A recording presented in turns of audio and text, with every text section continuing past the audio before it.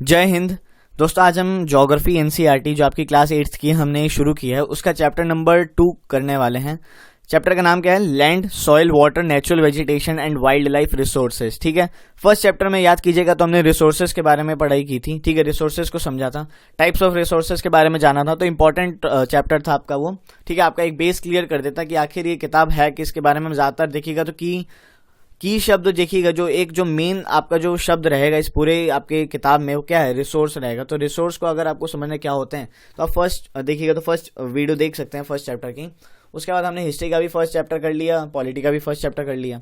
ठीक है, तो आज हम लैंड, सॉइल, वाटर करने वाले हैं। ये आपका सेकंड चैप्टर है ज्योग्राफी एनसीईआरटी का।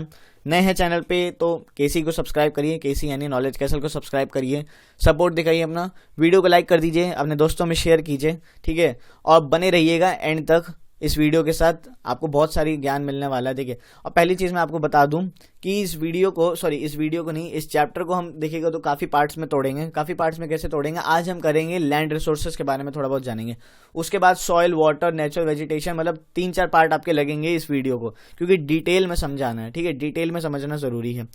चलें शुरू करें, आइए चलिए शुरू करते हैं। तो लैंड के बारे में देखेंगे हम। ठीक है, तो यहाँ पे फर्स्ट पॉइंट क्या लिखा हुआ है दोस्तों? Land is among the most important natural resources. ठीक है, लैंड क्या है देखिएगा तो हमारी पृथ्वी पे, इस प्लेनेट पे वन ऑफ द नहीं शायद मोस्ट इंपॉर्टेंट नेचुरल रिसोर्स है।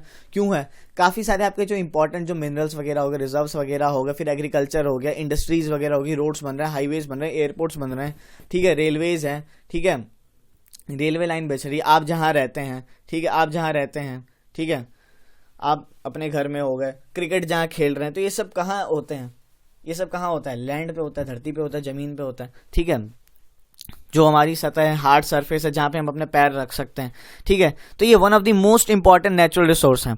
और रही बात इसकी साइज की कि लैंड कितना है हमारी पृथ्वी पे, तो ये देखिएगा तो ऑलमोस्ट 30% टोटल एरिया कवर करता है हमारी पृथ्वी का।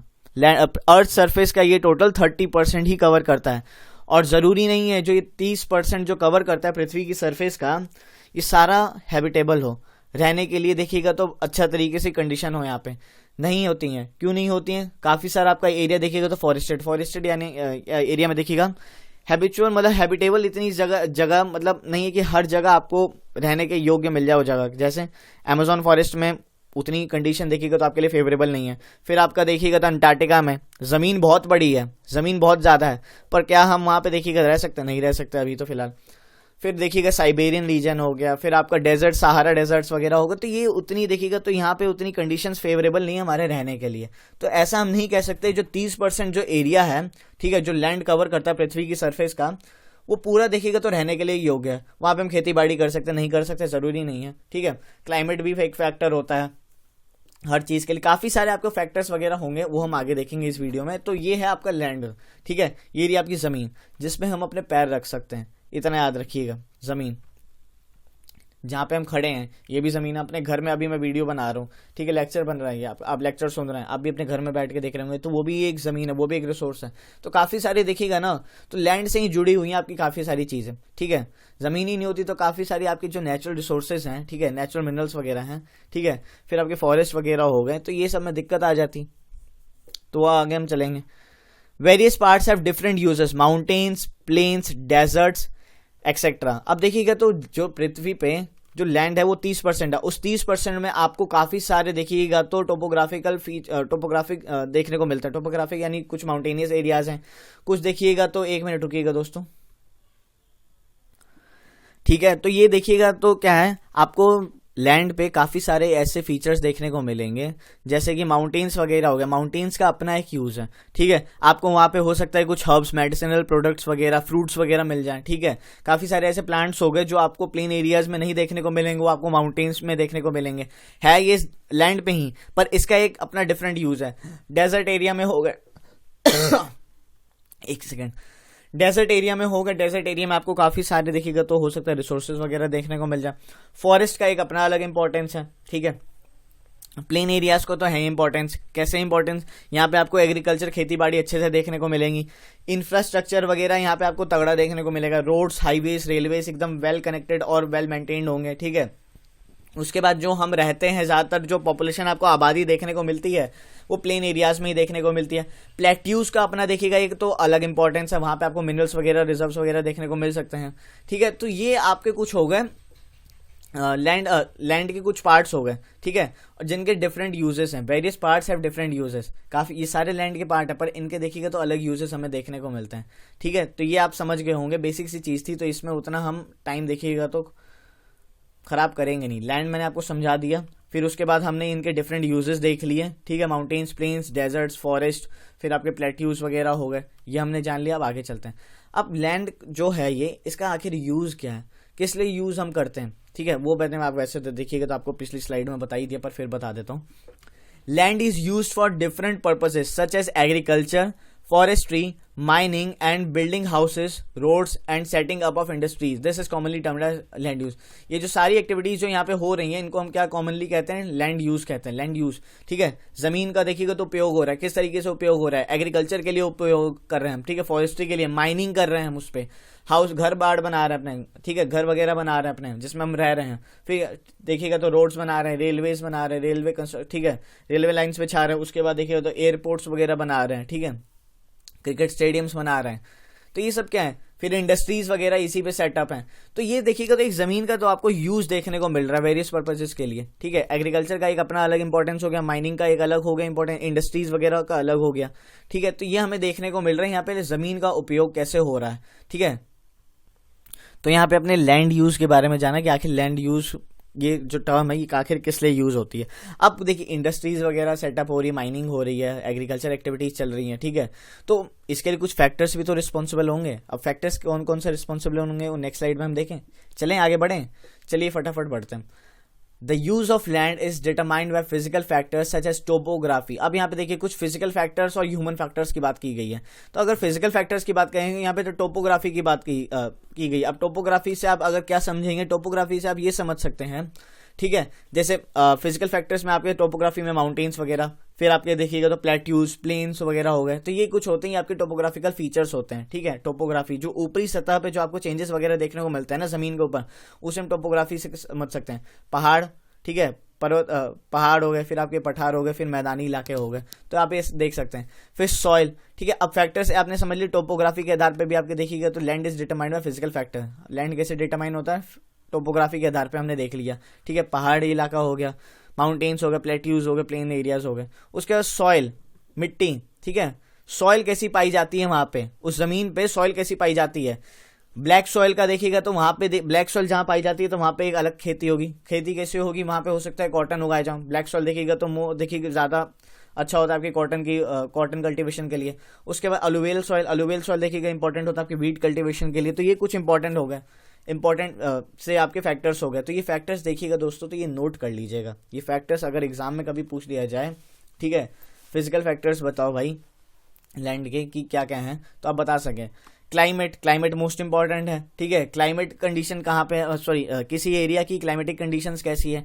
इक्वेटोरियल एरिया में देखिएगा तो हो सकता है वहाँ की क्लाइमेटिक कंडीशन कुछ और हो, तो वहाँ पे हो सकता है काफ़ी सारी जो एक्टिविटीज़ आपकी, खास करके अगर एग्रीकल्चर एक्टिविटीज़ को हम अगर हाथ में लेके दिमाग में लें तो एग्रीकल्चर एक्टिविटीज़ में आपको काफ़ी सारी डिफरेंस देखने को मिलेगी। कैसे देखने को मिलेगी, वो क्लाइमेट उस पर बहुत ज़्यादा डिपेंड करता है। हो सकता है कि देखिएगा तो इक्वेटोरियल एरियाज़ में आपको किसी और तरीके की एग्रीकल्चर एक्टिविटीज़ देखने को मिल रही है। फिर जैसे देखिएगा तो ऊपर जाते रहिएगा, टेम्परेट एरिया हो गए, ट्रॉपिकल एरियाज़ हो गए, तो इसमें आपको काफ़ी सारी अलग एग्रीकल्चरल एक्टिविटीज़ देखने को मिलेंगी। तो ये हो गया आपके क्लाइमेट का। फिर मिनरल्स वगैरह एंड अवेलेबिलिटी ऑफ वाटर, ठीक है, फिर एक मिनरल्स भी देखिएगा तो आपका एक फैक्टर होता है, और अवेलेबिलिटी ऑफ वाटर, वहाँ पे पानी की कितनी मात्रा अवेलेबल है। ठीक है, पानी कितना है उधर, पानी भी तो चाहिए होता है यार। ठीक है, अब लैंड को अगर बेस्ट यूटिलाइज करना है तो पानी की तो जरूरत पड़ती ही है, खेती बाड़ी में देख लीजिए। ठीक है, तो अवेलेबिलिटी ऑफ वाटर भी देखिएगा तो एक फैक्टर है। अब ह्यूमन फैक्टर में क्या आ जाता है, ह्यूमन फैक्टर में दो चीज़ें आ जाती हैं। ठीक है, एक आ जाता है आपका पॉपुलेशन और दूसरा आ जाती है आपकी टेक्नोलॉजी। अब टेक्नोलॉजी और पॉपुलेशन से हम क्या समझते हैं, अब जिस एरिया की मान लीजिए दोस्तों पॉपुलेशन बहुत ज़्यादा है, ठीक है, पॉपुलेशन मान लेते हैं किसी एरिया की ज़्यादा है, तो हो सकता है वहाँ पे इकोनॉमिक एक्टिविटीज़ कैसे फंक्शन करेंगी, वहाँ पे इंडस्ट्रीज़ वगैरह सेटअप करेंगे। ठीक है, लोगों के पास देखिए ज़मीन तो लिमिटेड है, ज़मीन कम होगी तो वहाँ पे लोग इंडस्ट्रियल एक्टिविटीज़ करेंगे। ठीक है, फिर आपके माइनिंग वगैरह में आ गए, खेती बाड़ी शायद उतनी ना हो। अब वहीं दूसरी तरफ जाएंगे तो लोग अपार्टमेंट्स वगैरह में रहेंगे। अपार्टमेंट्स वगैरह में मतलब जैसे होता है ना कि एक तो होता है घर जो अपना पर्सनल होता है, जिसमें हम 3-4 फ्लोर बना देते हैं। एक होता है अपार्टमेंट्स वगैरह हो गए, जिसमें देखिएगा तो मल्टी स्टोरी बिल्डिंग होती है, उसमें काफ़ी सारे फ्लैट सिस्टम होता है। ठीक है, तो ये हो गया, पॉपुलेशन ज़्यादा है, एरिया लिमिटेड है, ये थोड़ा सा दिमाग में रखिएगा। अब वहीं एरिया उतना ही है, पर अगर पॉपुलेशन कम हो तो लोग वहां पे देखिएगा तो एग्रीकल्चरल एक्टिविटीज भी करेंगे। क्यों करेंगे भाई? जमीन ज्यादा है। ठीक है, लोगों के पास जमीन ज्यादा होगी, लोग के अपने पर्सनल घर बना लेंगे, वो अपार्टमेंट्स वगैरह में रहने की जरूरत नहीं है, क्योंकि एरिया चलो है तो हम अपने घर खुद बना लेते हैं। तो ये आपको देखने को मिलेगा। ठीक है, तो ये हो गए। उसका टेक्नोलॉजी कैसे इंपॉर्टेंट हो गया? माइनिंग वगैरह कर रहे हैं आप, एग्रीकल्चरल एक्टिविटीज में से आप जुड़े हुए हैं, तो नई नई टेक्नोलॉजी जो ह्यूमंस बनाते हैं, ठीक है, हम ह्यूमंस बनाते हैं, तो उसका उपयोग करके क्या कर सकते हैं? बेस्ट यूटिलाइज कर सकते हैं उस टेक्नोलॉजी का कि वो जो एग्रीकल्चर एक्टिविटीज जो हम कर रहे हैं, माइनिंग कर रहे हैं, वो अच्छे से फंक्शन हो जाए, तेजी में काम हो पाए। ठीक है, तो ये सारे आपके देखिएगा तो कुछ फैक्टर्स हैं। फिजिकल फैक्टर्स हमने जाने, टोपोग्राफी, सॉइल के बारे में थोड़ा बहुत देखा हमने, climate, minerals and availability of water. Human factors कौन कौन से इंपॉर्टेंट हो गए? पॉपुलेशन हो गई, आपकी टेक्नोलॉजी होगी। ठीक है, अब यहाँ पे एक कॉन्सेप्ट था प्राइवेट लैंड और कम्युनिटी लैंड का। प्राइवेट लैंड और कम्युनिटी लैंड से हम देखिए क्या समझते हैं। ठीक है, प्राइवेट लैंड हो गया किसी की पर्सनल जमीन है, किसी की पर्सनल खेत है, वो अपनी खेती बाड़ी कर रहा है, जमीन चला रहा है, मतलब सॉरी खेती बाड़ी कर रहा है, और फिर मतलब कल्टीवेशन कर रहा है, वीट वगैरह की जो भी वो कर रहा हो। ठीक है, और कम्युनिटी लैंड हो गया दोस्तों, बहुत सारे देखिएगा तो एक ग्रुप ऑफ पीपल होता है, उनका एक लैंड समझ सकते हैं, कॉमन प्रॉपर्टी रिसोर्सेस हम कहते हैं। ठीक है, कॉमन प्रॉपर्टी रिसोर्स भी कहते हैं हम इसे, कम्युनिटी लैंड को। अब कम्युनिटी लैंड में देखिएगा फॉर एग्जाम्पल क्या हो सकते हैं, कुछ हो सकते हैं। ठीक है, कम्युनिटी लैंड में हो गए आपके टेम्पल्स वगैरह हो गए, फिर देखिएगा तो आपके टेम्पल्स हो गए, पार्क्स वगैरह हो गए, उसके बाद देखिएगा अगर मेडिसिनल वहाँ पे कुछ प्रोडक्ट्स वगैरह मिल रहे हैं तो वो हो गए मेडिसिनल, यानी कुछ पेड़ वगैरह का कुछ काम हो, पौधों वौधों का। फिर आपके चाय के बागान हो गए, वहाँ पे आपको काफ़ी सारे लोग देखने को मिलते, काम करने को देखने को मिल जाते हैं। तो ये सारे हो गए कम्युनिटी लैंड्स वगैरह हो गए, एक ग्रुप ऑफ पीपल का वो एरिया होता है। प्राइवेट लैंड और कम्युनिटी लैंड में आप समझ गए, मतलब कॉमन प्रॉपर्टी रिसोर्स भी हम कहते हैं कम्युनिटी लैंड को। तो ये आपके हो गए, आपने समझ लिए, कुछ फैक्टर्स हमने जान लिए। ठीक है, ह्यूमन फैक्टर्स देखे और फिजिकल फैक्टर्स के बारे में जाना, फिर प्राइवेट लैंड और कम्युनिटी लैंड क्या होता है ये हमने देखा। आगे चलते हैं, चलिए। People and their demands are ever growing but the availability of land is limited. अब देखिए क्या, लोग और उनकी डिमांड, यानी पॉपुलेशन और उनकी साथ साथ में डिमांड तो बढ़ती जा रही है, पर देखिएगा दोस्तों तो ऐसा नहीं है कि जमीन बहुत ज्यादा है, कि आज हमने कुछ देखिएगा तो जादू टोना तो नहीं कहेंगे, सॉरी मंत्र पढ़ पढ़ा, ये मतलब जमीन आ गई, जमीन ज्यादा होगी, नहीं हो सकता। जमीन जितनी उतनी रहेगी। ठीक है, अब जमीन तो है उतनी है, पर लोग बढ़ते जा रहे हैं, डिमांड्स भी उनके साथ साथ बढ़ती जा रही हैं, तो इसके साथ साथ क्या हो रहा है, थोड़ा दिक्कत देखने को मिल रही है। ठीक है, काफी सारी आपको देखिएगा तो जमीन के साथ आपको मिस यूज होता हुआ देखने को मिलेगा, लैंड के साथ मिस यूज होता हुआ देखने को मिलेगा। कैसे? डिग्रेडेशन हो रही है, लैंड डिग्रेडेशन हमें देखने को मिल रही है। ठीक है, लोग ज्यादा हैं यार, उनकी डिमांड बढ़ती जा रही है। अब देखिए, लोग ज्यादा हैं, जमीन कम है, अगर हमें जमीन भी बचानी है, लैंड को भी देखिएगा प्रोटेक्ट करना है। ठीक है, ताकि इसका हम बेस्ट यूटिलाइज कर सकें, कुछ ज्यादा देखिएगा तो दिक्कत ना आए, तो हमें इस तरीके से उसका उपयोग करना पड़ेगा कि जमीन भी मतलब उनको भी हानि ना हो, रिसोर्सेज वगैरह को भी हानि ना हो, हमारी भी सारी डिमांड्स वगैरह पूरी हो जाए। ठीक है, तो ये हमें देख के चलना पड़ेगा। अब क्या होता है ना कि आजकल देखिएगा जमीन तो कम है, तो काफी सारे आपके देखिएगा तो क्या होता है, एक्टिविटीज कुछ ऐसे कर देते हैं ह्यूमन, जिसके कारण क्या हो जाता है, लैंड डिग्रेडेशन आपको देखने को मिल जाती है, लैंड स्लाइड्स हो जाती हैं। लैंड स्लाइड्स आपको देखने को मिलेगी खास करके हिली एरियाज में अगर आप बात करिएगा। ठीक है, लैंड स्लाइड्स वगैरह हो गई, ये देख रहे पूरा, ये ठीक है, ये पूरा आ गया यहाँ पे। सॉइल इरोजन हो गया आपका, सॉइल इरोजन देखने को मिल जाता है, डेजर्टिफिकेशन आपको देखने को मिल जाता है। Are the major threats to the environment because of the expansion of agriculture and construction activities. Agricultural और कंस्ट्रक्शन एक्टिविटीज जैसे जैसे आगे बढ़ रही है ना दोस्तों, तो ये आपको कुछ जो हजार्डियस देखिएगा तो एनवायरमेंटल जो कॉजेज है, थ्रेट्स हैं, ये भी देखने को मिलते हैं हमें, जैसे लैंड डिग्रेड हो रहा है। ठीक है, लैंडस्लाइड्स वगैरह आ रही हैं, खास करके कंस्ट्रक्शन एक्टिविटीज अगर आप हिली एरियाज में करते हैं तो देखने को मिल जाती हैं आपको लैंडस्लाइड्स। फिर सॉइल इरोजन देखने को मिल रहा है, पेड़ वगैरह काट रहे हैं तो सॉइल इरोजन, जो पेड़ की जड़ें आपकी जो मिट्टी को पकड़ के रखती हैं, जब वो पेड़ ही नहीं रहेगा तो मिट्टी को पकड़ने वाला भी गया, तो सॉइल भी चलो हम भी चलते हैं, सॉइल इरोजन देखने को मिलेगा। डेजर्टिफिकेशन आपको देखने को मिल रहा है। तो ये सारे जो देखिएगा तो एक तो मेजर थ्रेट्स आपको देखने को मिलते हैं हमारे एनवायरनमेंट के लिए। ठीक है, फिर ये सारे का प्रभाव आपको ओवरऑल देखिएगा तो क्लाइमेट चेंज पे भी पड़ जाता है, ठीक है। तो ये सारी चीज़ें आपको दिक्कत देखने को मिलती है क्योंकि ज़मीन लिमिटेड है। सिंपल सा अगर देखिएगा ज़मीन लिमिटेड है, अगर बेस्ट पॉसिबल वे में उसका उपयोग नहीं किया गया तो फिर यही सब दिक्कतें देखने को मिलेंगी, ठीक है। क्योंकि लोग तो बढ़ रहे हैं, पॉपुलेशन इंक्रीज हो रही है और लोग बढ़ेंगे तो भाई साहब उनकी डिमांडें भी बढ़ेंगी, ठीक है, डिमांड्स वगैरह भी बढ़ेंगे, तो ये हमें दिक्कत देखने को मिलती है। आगे चलते हैं, ठीक है। Conservation of land resources, conservation of land resources से हम क्या समझेंगे कि आखिर भाई साहब ऐसा क्या कर सकते हैं हम कि हम जमीन को अपनी बचा पाएं, लैंड रिसोर्स जो है उसे प्रोटेक्ट कर पाएं, कंजर्व कर पाएं, ठीक है। तो growing population and their ever growing demand has led to a large scale destruction of forest cover and arable land and has created a fear of losing this natural resource, ठीक है। अब क्या हुआ है, जैसे जैसे पॉपुलेशन इंक्रीज हो रही है उनकी साथ साथ में डिमांड भी इंक्रीज हो रही है, मैंने आपको बताया। तो इसके कारण क्या हो रहा है, लार्ज स्केल आपको डिस्ट्रक्शन देखने को मिलता है फॉरेस्ट का। फॉरेस्ट कवर जो एरिया है उसको डिस्ट्रक्ट मतलब समझ सकते हैं बर्बाद कर दिया जाता है। बर्बाद कैसे, काट रहे हैं, ठीक है, काट रहे हैं, वो जमीन की बैंड बच चुकी है अब, ठीक है। जो वहाँ पे फॉरेस्ट में जो सॉइल वगैरह थी, सॉइल को जड़ों ने पकड़ रखा था, ठीक है। अब फॉरेस्ट पेड़ तो गए साथ साथ में वो सॉइल की भी गई, सॉइल इरोजन भी आपको देखने को मिलेगा, बंजर जमीन बन जाती है, ठीक है, बंजर जमीन बन जाती है। तो इससे क्या हो गया ना, एक fear of losing natural resource create हो गया। क्यों यार, अगर इस तरीके से अगर हम लैंड का उपयोग करेंगे, डिस्ट्रक्ट कर देंगे, मतलब देख रहे हैं डिस्ट्रक्शन अपने आप में ही देखिएगा तो एक बहुत ही बड़ा शब्द है ये डिस्ट्रक्शन, ठीक है। तो ये डिस्ट्रक्शन जो शब्द है ना, इसी के साथ साथ में एक और शब्द जुड़ा होता है, देखिएगा तो ये फियर, ठीक है। तो फियर डिस्ट्रक्शन, देखिए अगर डिस्ट्रक्ट करेंगे तो फियर भी है भाई साहब कि हम इस नेचुरल रिसोर्स को खो भी सकते हैं, तो ये भी देखना जरूरी है। अब इसके लिए क्या क्या हम चीज़ कर सकते हैं कि हम कंजर्व कर पाए इस रिसोर्स को, ठीक है, कि ताकि हम डिस्ट्रक्शन से भी बच सके। और डिस्ट्रक्शन होगी नहीं तो फियर का, तो डर का तो कोई मतलब ही नहीं है, ठीक है। तो एफोरेस्टेशन कर सकते हैं, पेड़ लगाओ भाई, पेड़ वगैरह लगाते हैं ना, लगाते हैं काफ़ी, आप लोग भी लगाते होंगे, नहीं लगाते हैं तो यार कोशिश करो लगाओ, ठीक है। पेड़ वेड़ होगा, पौधे वौधे होगा, कुछ भी उगाओ, ठीक है। लैंड रिक्लेमेशन, ठीक है, लैंड रिक्लेमेशन हम कर सकते हैं। लैंड रिक्लेमेशन यानी लैंड रिक्लेमेशन से आप ये समझ सकते हैं कि जो जमीन बंजर है, जहाँ पे आप खेती बाड़ी नहीं कर सकते, उस जमीन को कैसे भी करके कुछ टेक्नोलॉजीज वगैरह का, फिर हो गए पेस्टिसाइड, फर्टिलाइजर जो भी आते हैं आपके उपयोग करके उसे एक एग्रीकल्चरल यूज के लिए लैंड तैयार कर दो। कि वहां पे अगर लैंड रिक्लेम का ही मतलब हो गया, लैंड हम रिक्लेम कर रहे हैं, यानी बंजर जमीन जो है उसे ऐसा तैयार कर दो कि फिर से उस पर एग्रीकल्चर खेती बाड़ी हो पाए, ठीक है।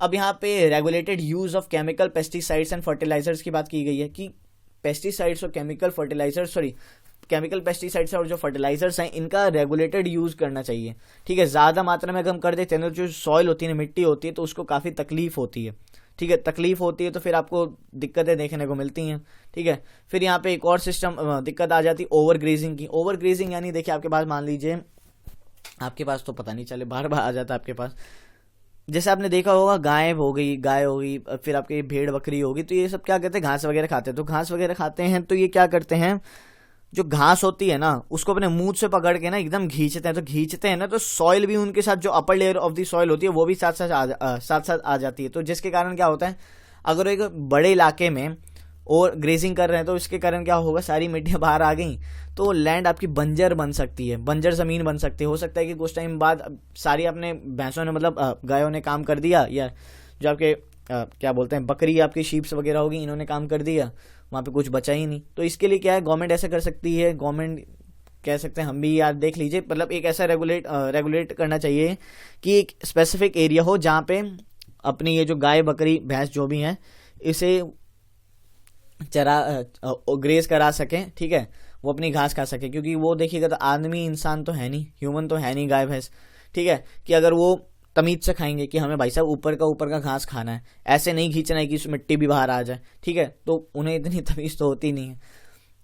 तो ये सब कुछ है, ये सब हमें देखना पड़ेगा। Are some of the common methods use to conserve land resources, ये कुछ कॉमन रिसोर्स मेथड्स हैं जिससे हम क्या कर सकते हैं, अपने लैंड को कंजर्व कर सकते हैं, ठीक है, लैंड रिसोर्सेज को कंजर्व कर सकते हैं।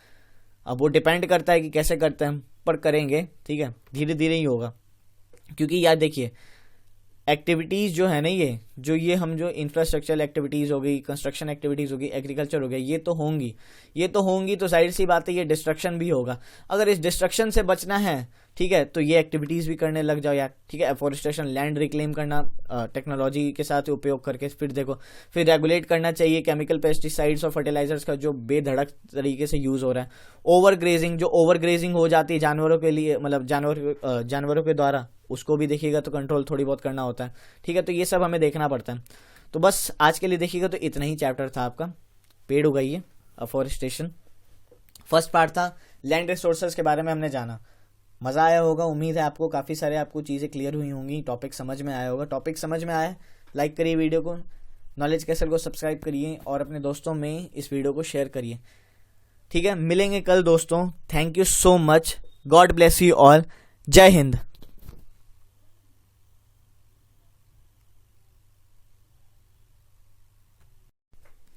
जय हिंद। कल दोस्तों हमने देखी गया तो क्लास 8th की आपकी ज्योग्राफी एनसीईआरटी के चैप्टर 2 शुरू किया था, जिसमें हमने लैंड रिसोर्सेज के बारे में जाना। आज दोस्तों हम सॉइल रिसोर्सेज के बारे में जानेंगे, इंपॉर्टेंट टॉपिक होगा। इसके बाद आपकी 3 वीडियोस और बच जाएंगी, ठीक है। उसमें हम क्या करेंगे, वाटर रिसोर्सेज, नेचुरल वेजिटेशन और आपका वाइल्ड लाइफ के बारे में थोड़ा बहुत जानेंगे, ठीक है। बने रहिएगा वीडियो के साथ। नए हैं चैनल पर तो नॉलेज कैसल को सब्सक्राइब करिए, अपना सपोर्ट दिखाइए, ठीक है। सपोर्ट दिखाइएगा, अच्छा लगेगा, ठीक है। एक थोड़ी मोटिवेशन भी आ जाती है, वैसे तो मोटिवेशन जम के है पर और बढ़ जाएगी। पर अगर आप एक और काम करते हैं, अपने दोस्तों में शेयर करिए इस वीडियो को, लाइक करिए इस वीडियो को, ठीक है। और बने रहिए इस वीडियो के साथ एंड तक, क्योंकि इंपॉर्टेंट टॉपिक है, आपको मदद करेगा आपके एग्जाम पॉइंट ऑफ व्यू से, ठीक है। तो सॉइल रिसोर्सेज के बारे में जानेंगे। सबसे पहले हम देखेंगे कि सॉइल होता क्या है। सॉइल देखिए दोस्तों क्या होता है, the thin layer of grainy substances covering the surface of the earth is called soil. Soil क्या है, ठीक है, एक थिन लेयर है। ग्रीनी सब्सटेंस का मतलब कुछ पार्टिकल्स वगैरह पाए जाते हैं, पार्टिकल्स, स्मॉल पार्टिकल्स होते हैं। ये क्या करते हैं, पूरी पृथ्वी की सरफेस को कवर करते हैं और इसे ही हम क्या कहते हैं, सॉइल कहते हैं, ठीक है। अब इसमें भी कुछ देखिएगा तो आपके लेयर्स होते हैं, ठीक है। थिन लेयर होती है, काफ़ी सारी होती हैं। इस थिन लेयर में भी देखिएगा सॉइल होती है, और इसमें भी देखिएगा तो इसमें हमने देखा ये सॉइल प्रोफाइल में हम जानेंगे कि कौन कौन सी लेयर्स होती है, डिफरेंट लेयर्स। तो ये भी इंपॉर्टेंट हो जाएगा आपके लिए। चलिए अब कुछ देखिए, यहाँ पे सेकंड पॉइंट देखा है, लिखा है land forms determine the type of soil. Land forms भी डिटरमाइन करते हैं कि किस टाइप की सॉइल पाई जाएगी, ठीक है। गैंगेटिक प्लेन्स में आपको अलुवियल सॉइल देखने को मिल जाएगा, पर वहीं अगर आप डेक्कन ट्राइब पे जाएंगे, डेक्कन प्लेट्यू के आसपास जाएंगे, तो वहाँ पे आपको ब्लैक सॉइल देखने को मिलेगा। लैंड फॉर्म्स जैसे चेंज हुए, सॉइल भी चेंज हुआ, तो ये आपको देखने को मिलेगा। Soil is made up of organic matter. Organic matter यानी डिकेड प्लांट्स, मटेरियल्स वगैरह या डेड मटेरियल्स वगैरह जितने भी होते हैं, ये आप समझ सकते हैं ऑर्गेनिक मैटर हो गए। फिर कुछ आपके मिनरल्स वगैरह से भी, and weathered rocks found on the earth, तो इनसे मिलकर आपका सॉइल बनता है, ठीक है। अब वेदर्ड रॉक्स क्या होते हैं, ठीक है, वेदरिंग से ही जुड़ा है ये, वो अभी हम देख लेंगे, ठीक है। थर्ड पॉइंट यहाँ पे क्या लिखा है, the right mix of minerals and organic matter make the soil fertile.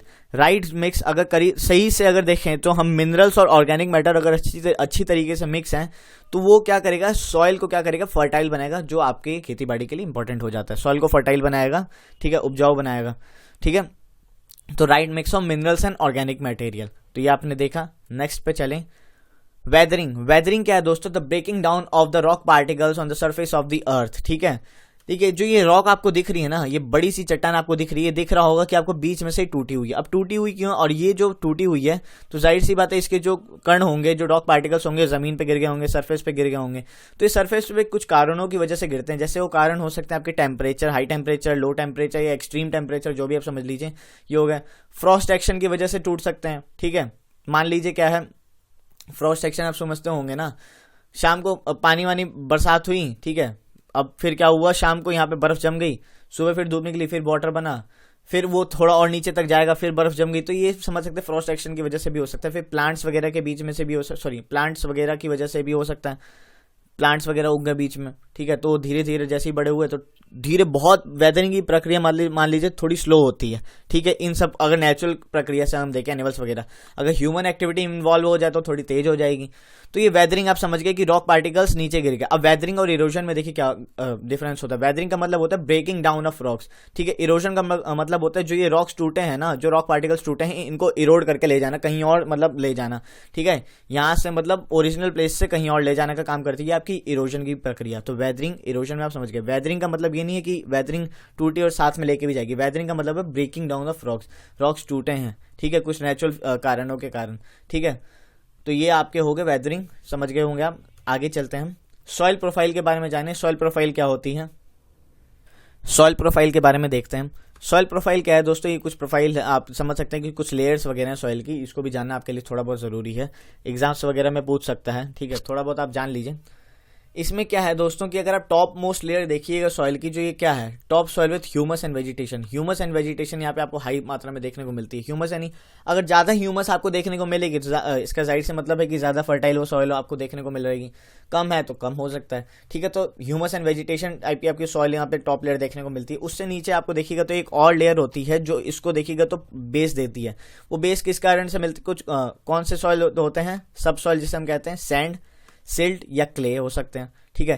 Third layer में आपको वेदर्ड रॉक मटेरियल्स देखने को मिलेंगे, ठीक है। और फोर्थ में देखिएगा जो सबसे लास्ट की जो पोर्शन होता है उससे हम कहते हैं पेरेंट रॉक, ठीक है। पेरेंट रॉक हो सकते हैं। आप सोच रहे होंगे पेरेंट रॉक क्या होता है। पेरेंट रॉक मतलब कहीं ये तो नहीं कि सॉइल के माँ बाप और इनसे कुछ फीचर्स मिले, जी बिल्कुल वही हैं, समझ लीजिए कि सॉइल के पेरेंट्स ही हैं। अब पेरेंट्स कैसे, माँ देखिए अगर आप डेकन ट्रैप पे जाएंगे तो वहां पे अगर आपको ब्लैक सॉइल मिल रहा है तो ब्लैक सॉइल के नीचे जो अगर पेरेंट रॉक होगा वो कौन सी रॉक होगी, इग्नियस रॉक होगी, बेसाल्टिक रॉक्स होंगी, ठीक है। तो वो जो बेसाल्टिक रॉक, इग्नियस रॉक्स हैं वो क्या है, पेरेंट रॉक हैं आपकी ब्लैक सॉइल की, ठीक है। जिसके कारण क्या होता है, आपका ब्लैक सॉइल बनता है। ऊपर कौन सी सॉइल होगी, ऊपर कैसी टाइप की सॉइल होगी, ये सारा आपका पेरेंट रॉक पे भी डिपेंड करता है, ठीक है।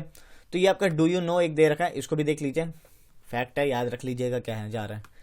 It takes hundreds of years to make just 1 centimetre of soil. सैकड़ों साल लग जाते हैं सिर्फ 1 सेंटीमीटर ऑफ सॉइल को बनाने में, ठीक है। तो देख रहे हैं कितनी मेहनत है। फैक्टर्स ऑफ सॉइल फॉर्मेशन, कुछ फैक्टर्स हैं सॉइल फॉर्मेशन के, इसको हम देखेंगे, इसको भी हम जान लेते हैं। Factors of soil formation.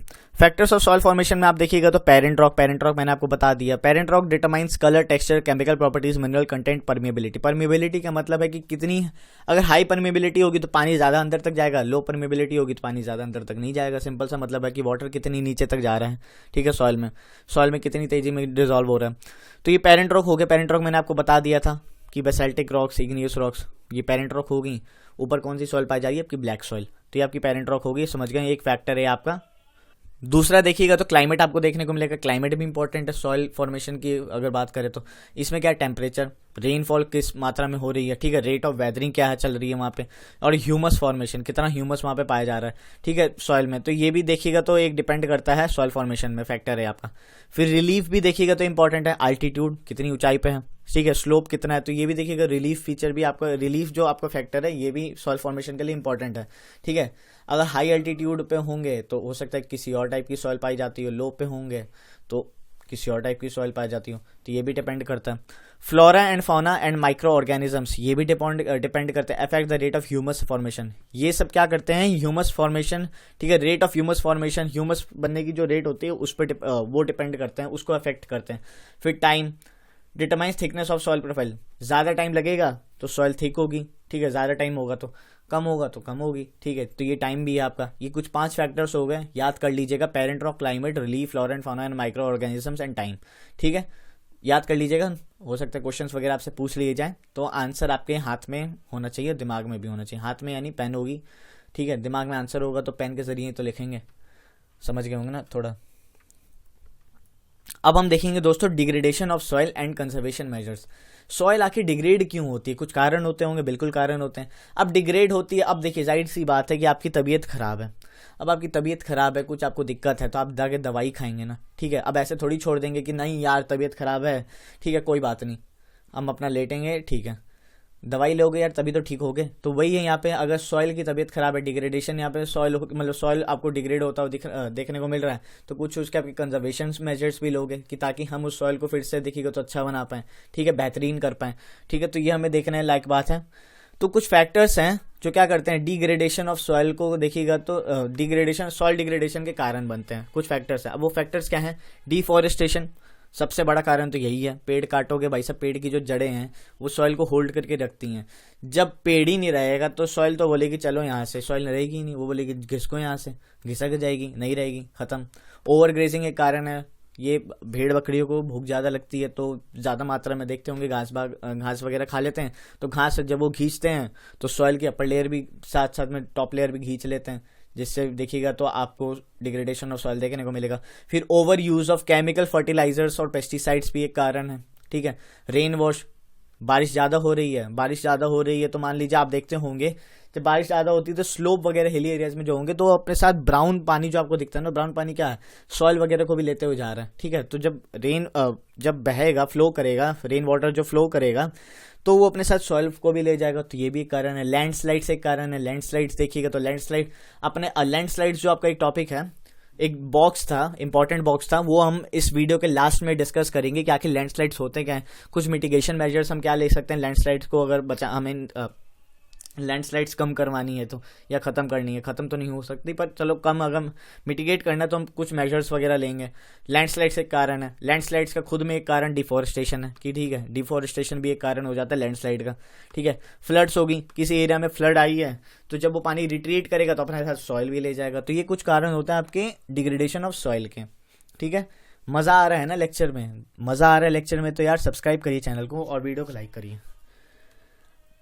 ये देखिए सॉइल डिग्रेड होगा तो ऐसा दिखेगा, बस ये कुछ ज़्यादा ही मतलब अच्छी सी मतलब दिखेगा तो डराने वाली इमेज है, समझ रहे? एकदम बंजर ज़मीन, कुछ उपजाऊ है नहीं, पेड़ वेड़ सब सूख गए। तो देखो भाई, पेड़ काटोगे तो यही देखने को मिलेगा, डिफॉरेस्टेशन की नतीजा है ये। आगे चलिए, अब कुछ मेथड्स भी होंगे, दवाई भी लेनी पड़ेगी। तो यहाँ पे हम 6 दवाई लेंगे, ठीक है, तबीयत ठीक करने की सॉइल की। ठीक है, तो पहली दवाई क्या है? मल्चिंग। पहला फैक्टर देखिएगा तो आपका मेथड क्या है सॉइल को कंजर्व करने का? मल्चिंग। मल्चिंग क्या होता है दोस्तों? यहाँ पे आप देखिए इमेज में अगर आप देखेंगे तो एक पेड़ है, एक पेड़ है। इस पेड़ के आजू बाजू देखिएगा तो हमने क्या किया है, ऑर्गेनिक मैटर से ये जो पेड़ का नीचे की जो सॉइल थी इसको कवर कर दिया है ऑर्गेनिक मैटर से। अब कवर कर दिया तो क्या होगा, देखिए मैं बताता हूँ क्या होगा। देखिए जो सॉइल को कवर किया है ना ऑर्गेनिक मैटर से, इसके कारण क्या होगा, जो मॉइस्चर पाया जाता है ना सॉइल में वो रिलीज नहीं होगा आपका हवा में, एटमॉस्फेयर में एयर में रिलीज नहीं होगा। ठीक है, ये आसमान में उड़ेगा नहीं। आपका जो मॉइस्चर है ये इधर ही बना रहेगा, जिसके कारण देखिएगा तो सॉइल की भी कंडीशन अच्छी रहेगी। तो ये आपका मल्चिंग एक कारण हो गया। फिर काउंटर बैरियर्स होते हैं। काउंटर बैरियर्स क्या होते हैं? काउंटर बैरियर्स हो गए। काउंटर बैरियर्स क्या होते हैं? काउंटर बैरियर्स आप इस इमेज में देख सकते हैं। इसमें क्या है कि हमने यहाँ खेती बाड़ी की, ठीक है, खेती बाड़ी में कुछ प्लांट्स वगैरह उठाए तो यहाँ पे हमने देखिएगा एक बैरियर टाइप का ट्रेंचेस बना दिए। अब इस ट्रेंचेस में क्या होगा, ठीक है, पानी धीरे धीरे बढ़ेगा। एक स्लोप एरिया, ठीक है, अब पानी अगर यहाँ होता है एक पहाड़ी स्लोप एरिया तो ये सीधे नीचे पहुंच जाता पानी, ठीक है, तो वो गड़बड़ हो जाता, सारे सॉइल को देखिएगा तो इरोड कर देता। तो यहाँ पे हमने देखिएगा प्लांट्स उगाए, यहाँ पे बैरियर्स बनाए, फिर यहाँ प्लांट्स उगाए, यहाँ पे बैरियर्स आपको देखने को मिले, ट्रेंचेस देखने को मिले। ठीक है, प्लांट्स ट्रेंचेस बैरियर्स। तो ये ट्रेंचेस और बैरियर्स जो होंगे इसमें क्या होगा, बैरियर्स में क्या होगा, वाटर को कलेक्ट किया जाएगा। वाटर को कलेक्ट किया जाएगा तो इस ट्रेंचेस के थ्रू धीरे धीरे क्या होगा, इन जो प्लांट्स में वगैरह में पानी मिलता जाएगा। इसके कारण क्या होगा, जो रेट ऑफ जो सॉइल इरोजन है ये घट जाएगी। ठीक है, तो ये आपका दूसरी दवाई होगी। तीसरा अगर देखिएगा कंजर्वेशन मेजर देखिएगा तो रॉक डैम। रॉक डैम क्या होता है? रॉक डैम होता है, मान लीजिए एक पानी का फ्लो है, वाटर फ्लो है, वो बहुत तेजी से फ्लो कर रहा है पानी। अब वो पानी जब तेजी से फ्लो कर रहा है तो अपने साथ साथ सॉइल को भी बहुत ज्यादा मात्रा में इरोड कर देगा। इरोजन की प्रक्रिया देखिएगा तो बहुत तेजी में होगी। अब इरोजन की प्रक्रिया को धीरे करने तो हम रॉक डैम बना देते। काफी सारी चट्टानों को अब अगर इस इमेज में देखिएगा तो पानी के ऊपर हमने रख दिया है, ठीक है, एक डैम टाइप का बना दिया है, नेचुरल बैरियर। ठीक है, तो इससे कारण क्या हो रहा है, जो पानी का जो फ्लो था, वाटर का जो फ्लो था वो बहुत तेजी में था, वो एक टाइम पे आके थोड़ा धीरे हो जाएगा। तो जिसके कारण क्या होगा कि सॉइल का जो इरोजन की प्रक्रिया है वो और धीरे हो जाएगी। इससे भी हम सॉइल को प्रोटेक्ट कर सकते हैं। तो ये रॉक डैम हो गया। चौथा देखिएगा तो टेरेस फार्मिंग। टेरेस फार्मिंग में क्या होता है कि एक पहाड़ है, मान लीजिए पहाड़ है, तो इसमें क्या होगा, अगर पानी यहाँ से गिर रहा है तो ये सीधा नीचे गिर जाएगा। सीधा नीचे गिरेगा तो अपने साथ जो यहाँ पे सॉइल वगैरह है इनको भी लेते हुए आएगा, इरोजन की प्रक्रिया तेज होगी। पर टेरेस फार्मिंग में क्या होता है, हम कुछ ऐसे देखिएगा तो स्ट्रक्चर सा बना देते हैं जिसमें हम क्या करें, सीढ़ी नुमा, आप समझ सकते हैं।